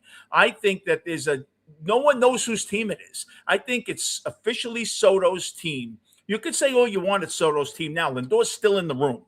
When no one's there but Soto, then it's Soto's team to me. As long as he's still in the background, Lindor, it's not totally Soto's team. And you know how I know this? Because every shot they show you in the dugout, I've never seen Soto talking to Lindor. I've always seen Soto hanging out with Robert. But you never see the two biggest players on the team that are going through the toughest time together. You would think they'd be talking once in the dugout. Never. No. I mean, does that surprise you, though? No, because they don't like each other. I think the Mets have three options, and there's an option they should do, an option they will do, and an option that they shouldn't do. Someone said Alvarez should be the captain. I mean, I don't agree with that, and Alvarez isn't that good. But you know what? I mean, it's not a terrible thing to say because he seems like his teammates like him at least. But Alvarez is like the problem. Yeah, but he's not good enough. That's the problem. And he may be in Boston, someone was saying. Did you hear that? Him possibly going to Boston? No, I didn't. But you can't have a guy who's like the captain. Like, here's the thing, like, and I can speak to this from experience talking to people in hockey. You can say, like, oh, you know, Mika's not the captain. He was wearing an A. Trouba had the C, so Trouba's really the guy. That's not the case at all. Like, Mika's just as big in the room as Trouba is. And Kreider was just as big as Trouba was too. And Lundqvist was bigger than all of them. And Lundqvist didn't wear any letter because he's a goalie. Let me ask you a question. Hold on. Go ahead. So the thing is, you don't need to wear that letter to be a leader. Right. So I agree. Well, Marte has a perfect example. Alvarez could be a leader, and people can take to him. And I'm sure that to an extent, certain guys do, probably younger guys. But when you want to be like officially named the captain and this and that, he's not good enough. So I think that's what the Alvarez thing is. But what were you going to say? My question to you is, I know you know Chris Drury. Let me ask you something, because Drury kind of reminds me of Stearns a little, because Drury got beat up, and they weren't sure if they should trust him for a second rebuild, because the first one, although the Rangers did almost go, they didn't. Do these guys turn it? Do you think Stearns actually gives a shit about what people are saying about him? Or at that position, do you have to really be cold and just say, I don't care what you think. I'm doing what I think. You had told me when you had a drink with Drury, he's very personable. I don't get that from Stearns. I think Stearns, now I don't think that stupid smile, I think that's a nervous smile. I don't think he's trying to be a wise ass. I think he just has a stupid smile. I think he's very uncomfortable in front of people. I think that's him. But Drury, do you think it got to him when people are saying he's not doing a good job, or are you able to filter all that out and say, look, I'm not going to be popular for 2 years here. I'm getting rid of guys that I know the fans love, but it's not a popularity test. I have to make this team win. Do you think? Yeah, you have to. And if I was Drury, honestly, I'd say, okay, you guys can call me stupid all you want. I took a team and had them as a top contender in the league for 5 years, and then players got old and stopped playing to their capability. So yeah, blame me for that. And also, I had no cap room to work with, and I still made them contenders. Brought in guy after guy after guy. Gave up not that much at the deadline for guy after guy after guy, and it didn't work. That's not a Drury problem. So you can say he failed. He didn't fail. No, like you can say, oh, well, they didn't win. Okay, well, most teams don't win. One team wins. Has he been perfect? No, not at all. But to say he's like, oh, Drury sucks. No, he doesn't. I promise you, Drury would get a job in a fucking second if the Rangers fired him. Just like Sather would. Just like Gordon did. Because there's so many. Here's the thing. There are no amazing GMs because no GM's perfect. but there are damn well really bad GMs. Jury's not a bad GM. Well, I think the Boston Red Sox guy's out of his mind. Oh, yeah, he's an idiot. But that's a bad GM. Well, I think they try to save money. Let me ask you one last question. Your opinion. I don't expect you to rat out anybody. It didn't make any sense. Why is Alonso not on this team? I think Stern's just the same bullshit with him. It was like, oh, we think you're worth this because this is what the spreadsheet says. I heard Alonso cursed him out. I heard he cursed him out and slammed the door and said, go fuck yourself and your stats, and walked out the door. I was told that from someone that was at the meeting. Yeah, Heyman wrote about it in the paper. Oh, did he? Because I was, my friend was there. And they're like, you this is what you're worth. You're probably worth, $20 million, for example, just throwing a number out there. We know you're an all-time Mets, so we'll give you 22, but really because your WXYZ on Fangraphs is this, we should really give you 18 because you're going to age. And Alonso's like, fuck you. And I think that's why he's not here, because they overthought it. Instead of just paying the sure thing, and this is what I scream about with Cashman, he does the same shit, where instead of just paying the sure thing, they try to think they're the smartest guy in the room and try to get value per dollar, and it put him in the ass. Yeah, I believe Cashman feels he always has to win the trade, which, listen, that's the GM you want. You want a GM that wants to win the trade. But let me ask you. Look at it, Cashman's never really lost one, so he's done. Cashman's a great trader. Cashman's issue is he passes up on guys in free agency he shouldn't. Yeah, let me ask you this, and I'll let you go. Thank you for giving me this time. I believe, now you're young, okay? You're half my age.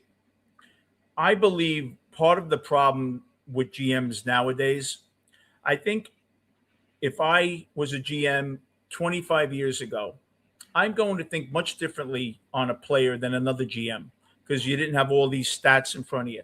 I really believe now every GM walks in with that binder with all these stats, so they're all working from the same playbook. No one has a mind of their own anymore. Where I used to love a prospect and someone just didn't like him, now everyone has the same info. So it's very hard. Do you agree with that, where you think it's just too much stats now and you don't look at a guy that's a gamer, a guy, what is Alonso's value in? Here, perfect example. Derek Jeter was never the best shortstop even at his position anytime he played. There was always two shortstops better than him, but you had to be in the club. How much was he worth? Would you have won 10 more games with him on that team? Probably. Yeah, and I'll give you a perfect example because the hot topic right now is Luis Arraez, and it's been for years. And now you have all these GMs who, again, think they're the smartest guys. And he's a 330 hitter, a batting champ. Yeah, who go, oh, you know what? Arraez only slaps the ball around and this and that. But he's always on base. Yeah, well, so this is what they do. They'll go, oh, well, he doesn't walk. Okay, well, he doesn't have to walk because he hits 330. When other players are walking, he's lining it into center field. And then they'll give you the argument and go, oh, well, you know what? He doesn't have a high exit velocity. Right. Okay, well, let him loop one in then to center field for all I give a shit because he'll actually drive the two guys in instead of striking out. And then they'll say, like, oh, well, his OPS. Like, no one's making Arraez out to be some huge impact player. He's not. Well, I've never seen a guy that hits 330 every year and strikes out 20 times a year and he's always being traded. Like, I guess Billy Ball doesn't exist anymore because that would be the perfect Billy Ball. They just don't like him and then they'll go like, oh, well, he was bad defensive. Now he's much better defensively. He's improved. But they'll go like, oh, well, he only has 4 home runs this year. I'm like, he's in San Francisco. It's the worst park for lefties. If he was in Yankee Stadium, analytically, like if you look on 12 or 14, right? He'd have 13. Yeah. But then lost in Arraez, there's something to be said. You're not getting him to be a number 3 hitter. You're getting him to lead off of that 6. Right. There's something to be said for a guy who, instead of, in October against a tough pitcher, instead of sending a guy up there who's going to strike out. Totally agree with you. Maybe he'll ground it over. Maybe he'll make out because he's not, a huge impact guy. But maybe he makes out on a fly ball to right, which moves a runner from second to third. And now when Judge comes up, Judge hits a sac fly and you're up 1-0. They don't look. I don't like the analytics. I like analytics, but I don't think that they tell the whole story with certain players. Like Josh Hart. Josh Hart cannot put a value on him for what he does for the Knicks. But analytically, he's a bad ball player. But he's not. You got to watch Hart. So right. I think certain guys, yes, you can say, analytic-wise, like Trent Grisham, right? His numbers under the hood are way better than they show this year. Right. And, like Ben Rice was another example, and they've snapped out of their slumps, and now Rice is great, right? Things like that, yes. But there are certain players, like the people like to say, oh, well, bad metrics aren't sustainable. But to me, a guy like Arise, who's been in the league for 7 years and it's 300 every year, he's shown it is sustainable for him. So we can't just so you can't just assign analytics to him because he's an exception. You know what that reminds me of?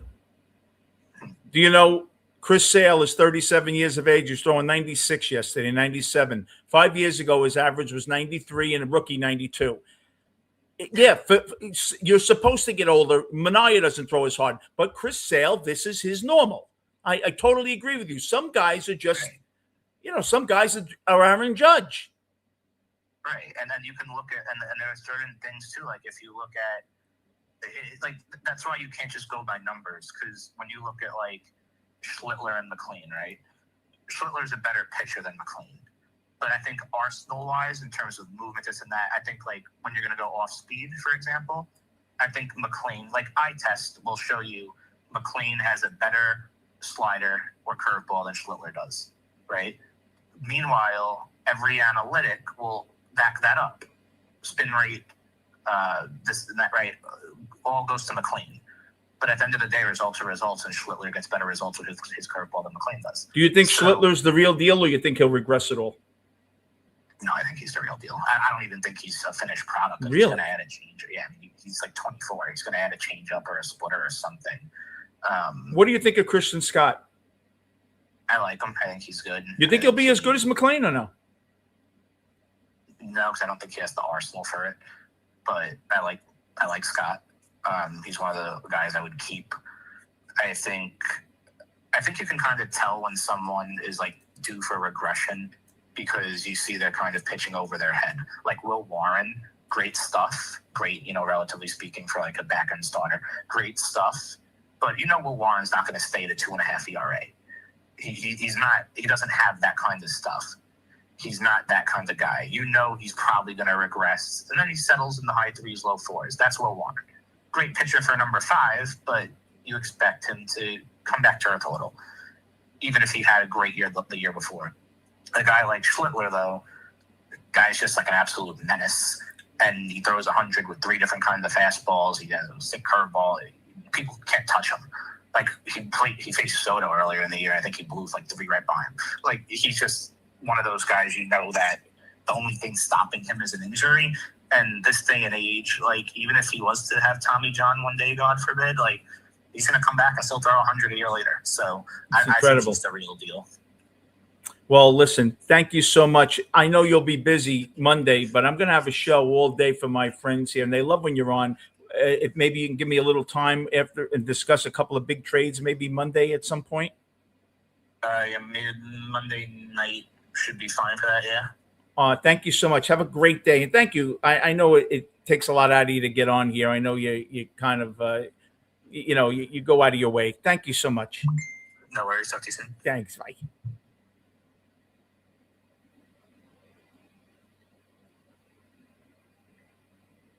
Hold on for a second. This is my guy from the Mets.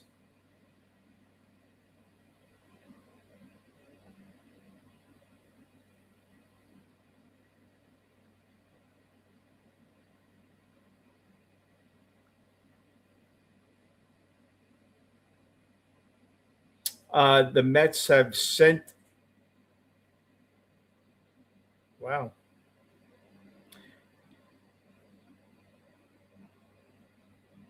The Mets have sent Bichette's medicals to the Boston Red Sox and Los Angeles Dodgers. We'll see. Interesting. Thank you, Mr. Hockey, Mr. Baseball, executive, and he's one young guy. I think he's like 36 or something.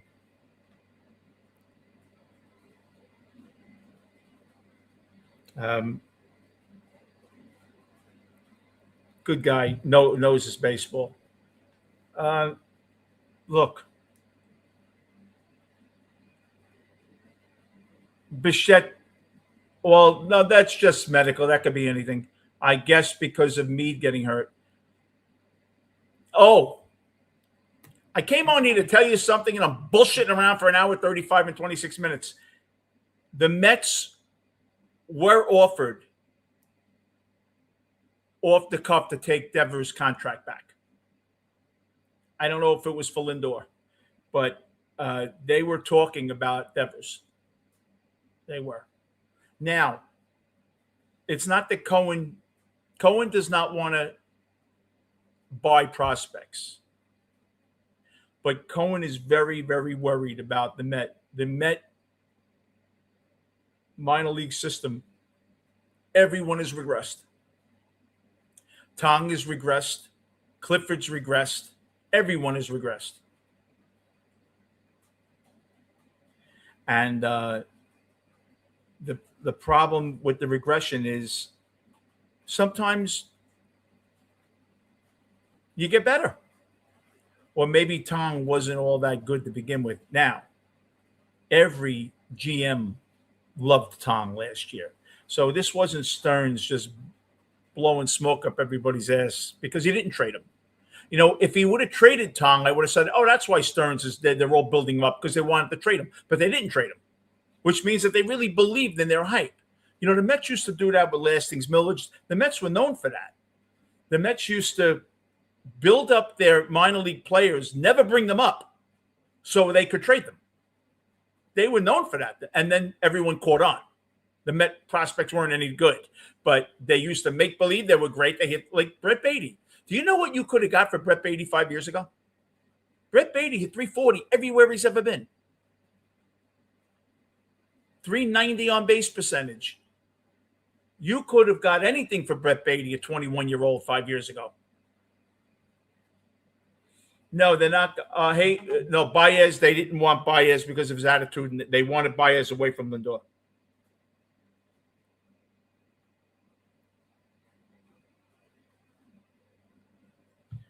Baez, wise ass.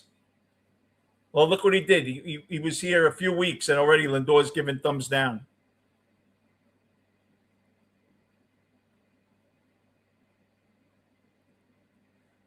I think Brett Beatty is always going to be Brett Beatty.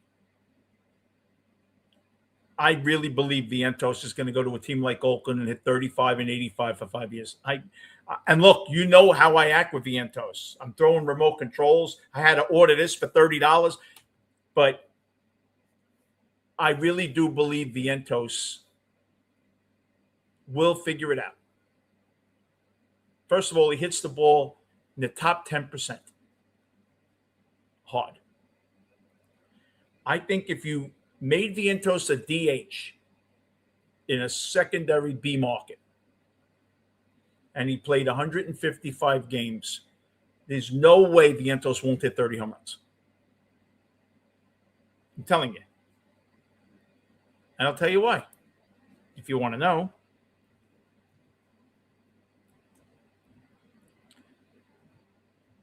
The Mets have sent Brooke Raley's meds to the Yankees.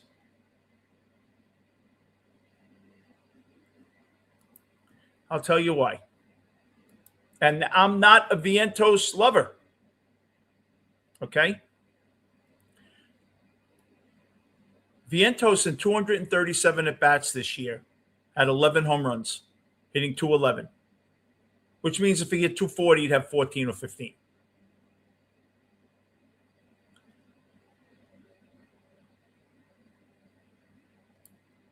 Vientos in 386 games has 65 home runs. That's about 23, 25 a year.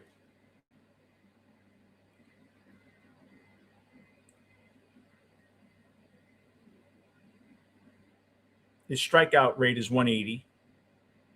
But Vientos, there's no doubt in my mind, if you put Vientos on the Oakland A's or whatever they call themselves now, and he played 155 games next year, he'd go 30 and 90. No doubt in my mind. He'd make 300 errors, but he'd go 30 and 90. No doubt in my mind.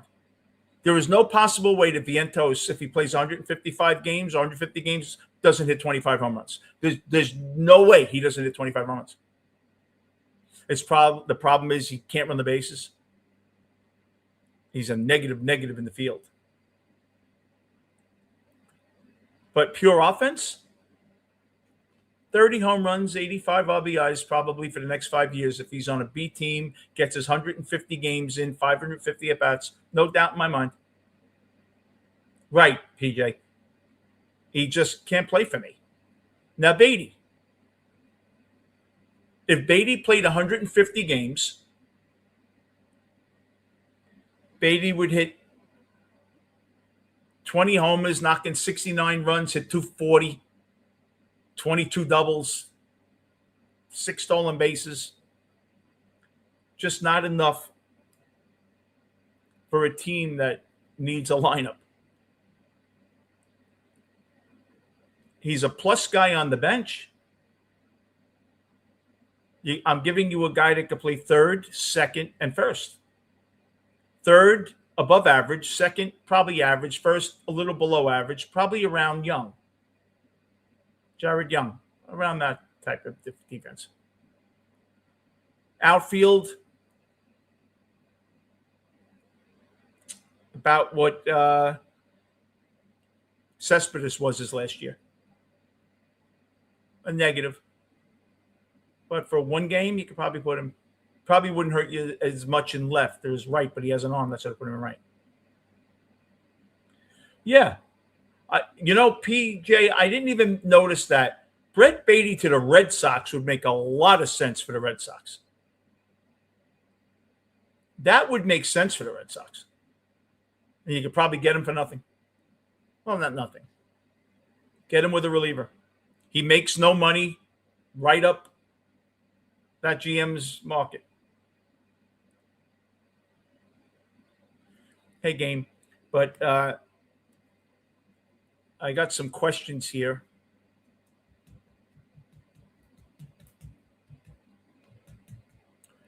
Hey, Vin. Just caught. Hey, Vin. No, it's Vin. Just caught one of your shows. Love your Brooklyn attitude on a Met Postgame, which is very refreshing to hear someone who's actually from New York do a Met Postgame. Thank you. I appreciate that. Vin, do you think that Stearns is over his head in New York? Do you think Cohen has had it? And God bless you. Oh, God bless you. Yeah, I do. I think Stearns got caught. He was like a little pregnant, Stearns. I think Stearns was so used to not spending money that he came here being expected. You see, he was in a place where he wasn't expected to spend any money. The fans didn't expect him to spend any money. No one expected him to spend any money. They have one newspaper, one sports channel there. Came here. Richest owner in baseball. He's not comfortable spending money for the sake of spending money. He's just not comfortable with it. Can he grow into it? I don't know. Do I think Cohen? Well, I was a stockbroker. Yes. Cohen has to be mortified. You got to remember something. Cohen's worth billions of dollars. Why does Cohen have to own a baseball team? Because Cohen could be the richest man in the room, but you don't know who he is anywhere. These guys want to. I own a baseball team. If he's at the Nick game, spotlight on the. This is what he wants. He tried to buy the Dodgers years ago. His wife and his father-in-law are the real Met fans. Cohen likes the Mets, but he likes money. He would have been a Dodger fan if he got the Dodgers a few years ago. He didn't get the team. This has to bother him a lot. I'm sure it's embarrassing because whenever you're a big stockbroker like that, you have people knocking you down. And people are reveling in the fact that he didn't win this transaction so far over 6 years. Do I think he's disgusted with Stearns? No, I think Stearns sold him a bill of goods that all guys under 45 years of age now believe in baseball. It's all stats. Stearns is telling Cohen, 2 plus 2 is 4. It is always 4. It's never not 4 until you hit the three-pointer from half court. Then 2 plus 2 equal 5. Or if a magical home run, you come back from 10. Then for that moment, 2 plus 2 equaled 5. But for the most part, 2 plus 2 equals 4. He's a math guy. Cohen looks at the big picture. When Cohen's talking to you at 40 years of age, when I was a stockbroker, you know what I spoke to you about? Where do you want to be when you retire? That's 25 years from now. You might not even be alive, but that's what we have to talk about. He's looking where he's going to be for the next 10 years. That's why he wanted sustained success. Stearns was telling him, this is how you get it. We sold Verlander. You have plenty of money. You bought your minor league system. We had the worst minor league system 2 years ago. It is now top 3. You used your money to your advantage. And Stearns says, I'm not telling you not to use your money, but use it in a pipeline where you have a funnel for the next 7 years that guys are going to keep on coming up like Ewing and Benj. If you make trades for 18-year-olds tonight, when Benj and Ewing are hitting their 30s and Soto's 36, that's when the new wave are going to come up. So we're going to be good for the next 5 to 7 years with Ewing and Benj while they're in their prime. And then when they're hitting their 30s, we got another Benj and Ewing coming up. And Benj and Ewing become our Polanco and Semien. Hopefully that they're better than that. That's exactly what Stearns sells him. And because he's a guy that looks at future trends and future markets, he buys it. Didn't work out. Got to bother him. Bothered him so much he went to Twitter. He's got an ego, people. I don't doubt he wants to win. But he lost about $185 million last year with the Mets. He's going to probably lose $300 this year. $300 million. He's probably lost $1 billion since owning the Mets. Think about it. He loses money every year. So just to have a baseball team, he's probably spent between $800 and $1 billion. $800 million and $1 billion. Can't tell me he doesn't want to win.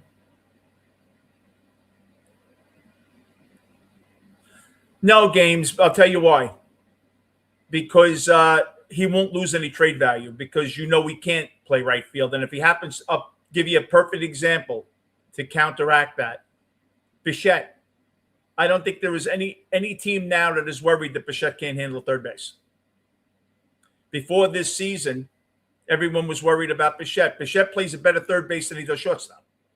So right now, Boston would say he can handle third. He has shown to be a better third baseman than shortstop. So, but that doesn't take away from him at shortstop because he couldn't play third. Well, Beatty can still play third and second, even though he can't play right. They were just hoping that he'd take to right like Bichette took to third, and you could say, oh, we got another position he can play. So it doesn't ruin his value. Game, he's been around 5 years. Everyone knows who Brett Beatty is. Everyone knows they're not going to plug him in the lineup. He's going to go 30 and 100 next year. He's going to go 19 and 66 and hit 250. People, I can give you his stats. 155 games, probably 20 homers, 70 RBIs, and 240. Just go on his stats, and that's what he's going to be. And I will tell you this much, PJ. He got lauded last year. That day of the trade deadline, everyone thought Stearns had the day of his life. He got a guy that had a 50 save year the year before. Rogers, an ERA of 2.5 or under 5 straight years. He got Mullins, a former Gold Glove caliber center fielder, when you had a team that hit 8 home runs the whole year in center field. It appeared that he did well. He got Soto. Soto's having a terrific year this year. Couldn't get anybody out last year. Soto's having a good year this year for Pittsburgh. Nothing worked. Stearns overpaid for Rodgers last year. I don't know what he was thinking to give up all that. But pitching last year was very, very expensive to come by.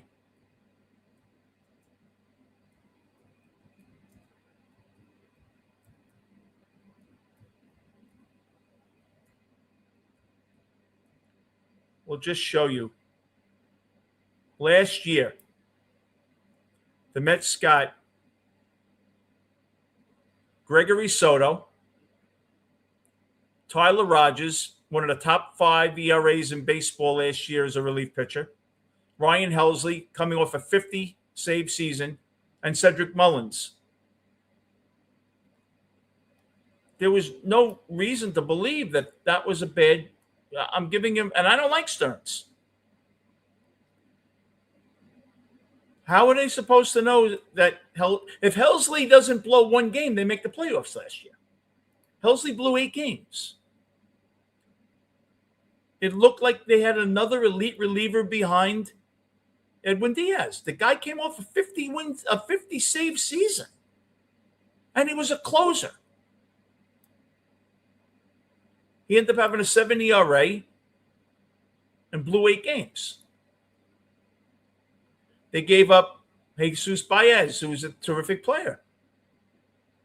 But Lindor was blocking him at shortstop.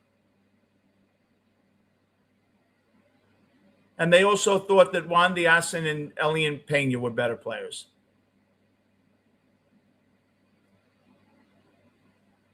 Tyler Rogers.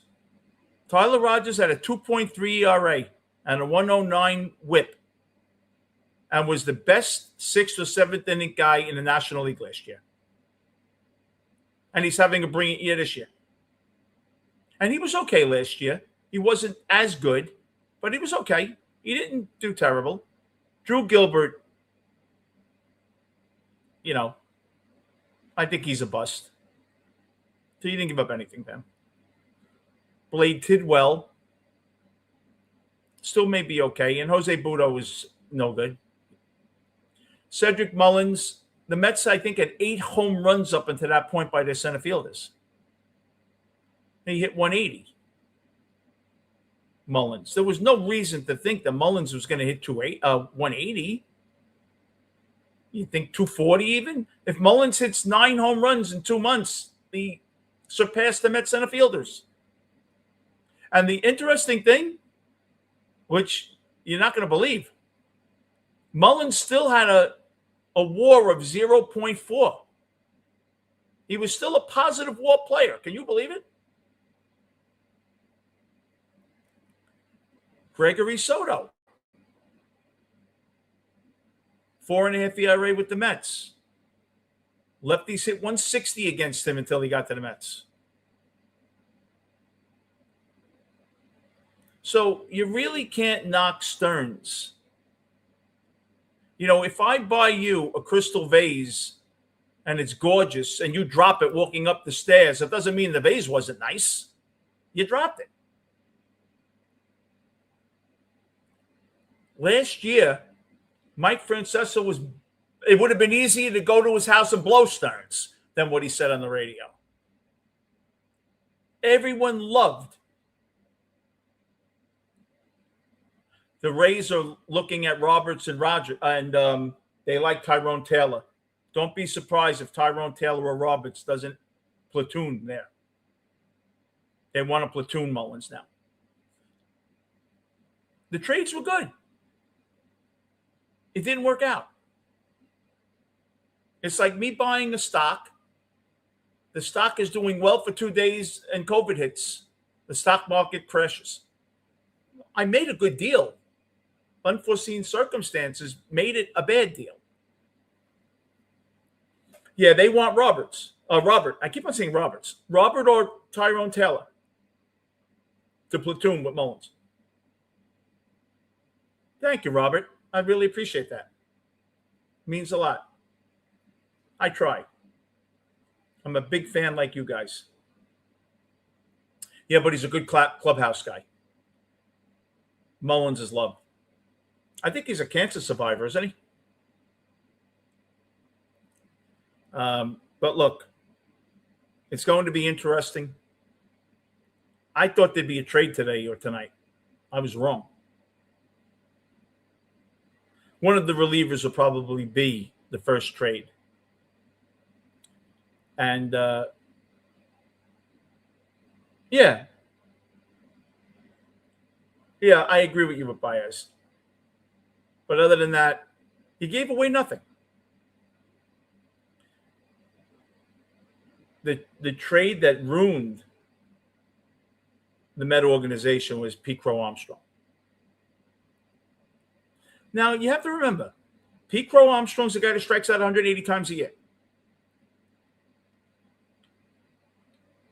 Can Pete Crow Armstrong regress? Absolutely.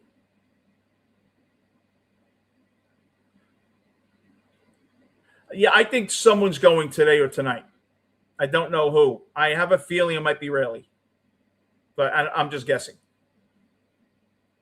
But look, it is what it is. But we're all in this together, right? That's why I'm here every day doing this. And I will be on tonight. Light rain right now. I don't know if the Met game is going to be delayed. I'm sure the top is on the field.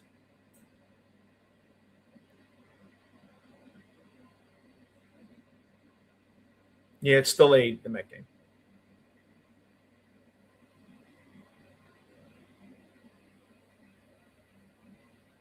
We'll see what they say about start time.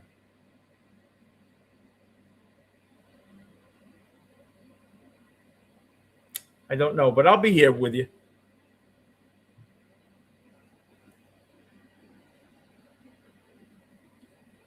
PJB, that's the difference between Lindor and Soto. Baez is a clown, Lindor's best friend. Machado, a clown, Lindor's best friend. You kind of get the gist. Pete Crow Armstrong, yeah. It hurt them a lot. Imagine him controlling center field for 10 years. You have to remember, too, everything is exacerbated because you're in New York. Like Harper, you didn't even hear about the statement where they were throwing him under the bus yesterday. You don't hear it here. If Soto said that, it would be all over the place. Right? But a couple of things that I've gotten out of my talk with the agent. Are you awful? If anybody, I have tickets during the week. If anybody wants one, let me know. I have season tickets. I haven't gone to one game. I'll shoot it over to you. But look, Lindor is a trade to happen in the offseason. They're going to talk to Lindor. And I think they're going to say, never going to be a captain. And Lindor's going to come back with, yeah, but you were planning it. I know the media department was making it. What happened? Yeah, I think Harper's out of Philly. Well, first of all, if Philly don't win this year, Philly's going to rebuild. You heard it here first. They're going to dismantle and Cora be the manager. They have Schwarber forever. Harper will be moved. Bohm will be moved. They'll try to get someone to take Aaron Nola. They'll do a hatchet job on that team. That team's a sick team in the clubhouse. That team just can't win. They're old. Harper, though, for another 3 years can be, terrific hitter. He'll be 30 and 100. Play first base and DH. But I think that the Mets will make a couple of moves. I think they will. Let me just check my email to see if anything else.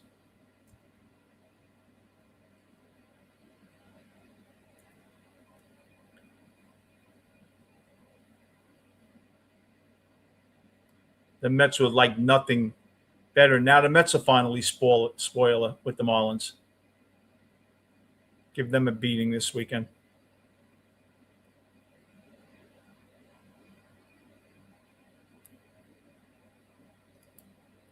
Okay, Rayleigh's medicals went to Boston. Wow. Alex Boehm's medicals went to the Mets. That's interesting. That's weird. That doesn't make sense. Unless Bichette. How about Boehm for Bichette? And you pay down the money and you send them Weaver. Would you send Bichette and Weaver for Boehm? And work out the money?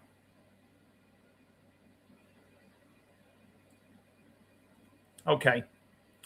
Vin, Tyrone Taylor, what I'm hearing.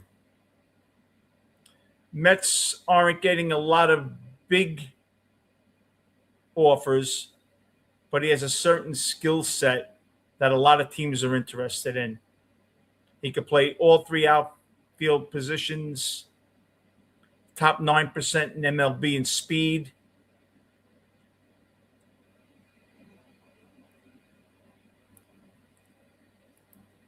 The Rays are trying to decide who they like better, Tyrone Taylor or Robert. Mets are asking for more for Robert because he's signed.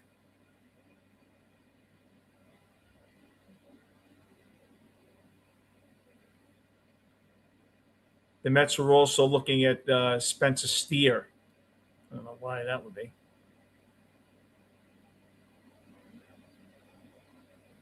Upper 15% hard hit rate. The Rays love Robert, but are scared to death that he'll go down. So they might settle for Tyrone Taylor. It seems like A.J. Minter is getting more of the play between him and Rayleigh because of his experience.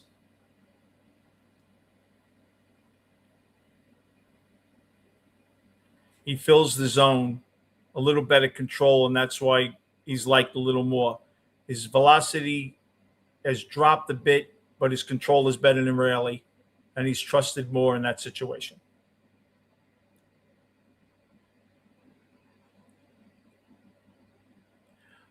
He said the thing with Minter, Philly likes Minter. Philly likes Rayleigh a little better because he's farther removed from the injury. He has a deeper pitch mix. And it's 6 of one, half dozen the other. If you like the experience, you go for Minter. And he's a little better against righties. He said, Fred, what I'm hearing about Freddie Peralta, let's see here.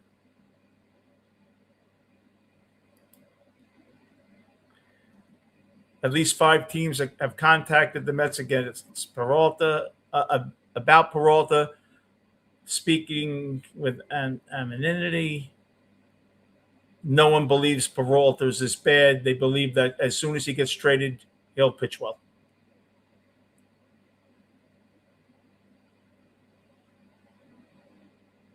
He's still striking out 1 per inning. He's a season removed from striking out 200 for the 3rd straight year. He's made 9 postseason appearances. No one else could say that. And he's only owed $2.5 million, and that's going to juice up the value. He said Vin Brazaban, a lot of people are calling about him because of his team control. And he's versatile. He can work in every role. He could be a late inning guy, an early inning guy, an opener. Multi-inning, high leverage, does it effectively. The only drawback is his age. People know that he could turn on a dime because of the age, but this is the best level of his career. He has 8 holds. He strikes at almost about an inning, and his control is the best of his career this year. We'll see. He said Holmes is the guy that everybody, at least 9 teams have called about Holmes. Less mileage on his arm. Be sharper in October.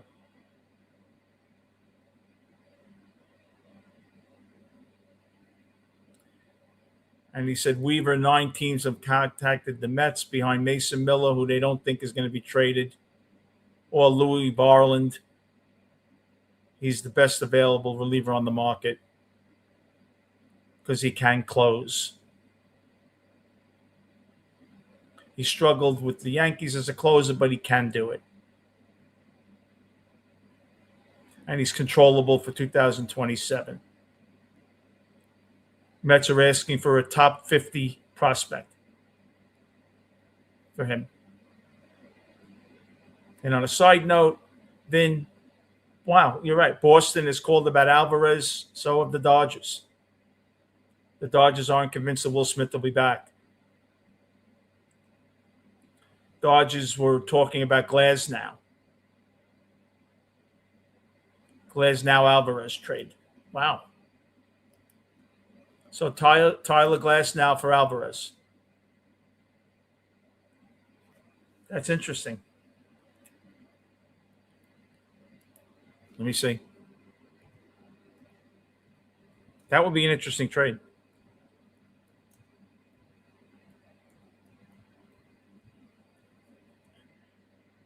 Alex Bohm, $10.2 million. He avoided arbitration. Okay, he's a free agent after this year. So you're trading one free agent for another. I don't know how that would make sense then. There has to be a minor leaguer involved with that. The Mets wouldn't be doing that unless there was a free minor leaguer with it. Yeah, they would. Alvarez for Glasnow. Yeah, good pitcher. So everyone, go eat. I'll be on after the game. I wouldn't be surprised if Bichette gets moved, but we'll see. Maybe we'll have something later. Come in later. Got some news for you. I'll talk to you later, guys.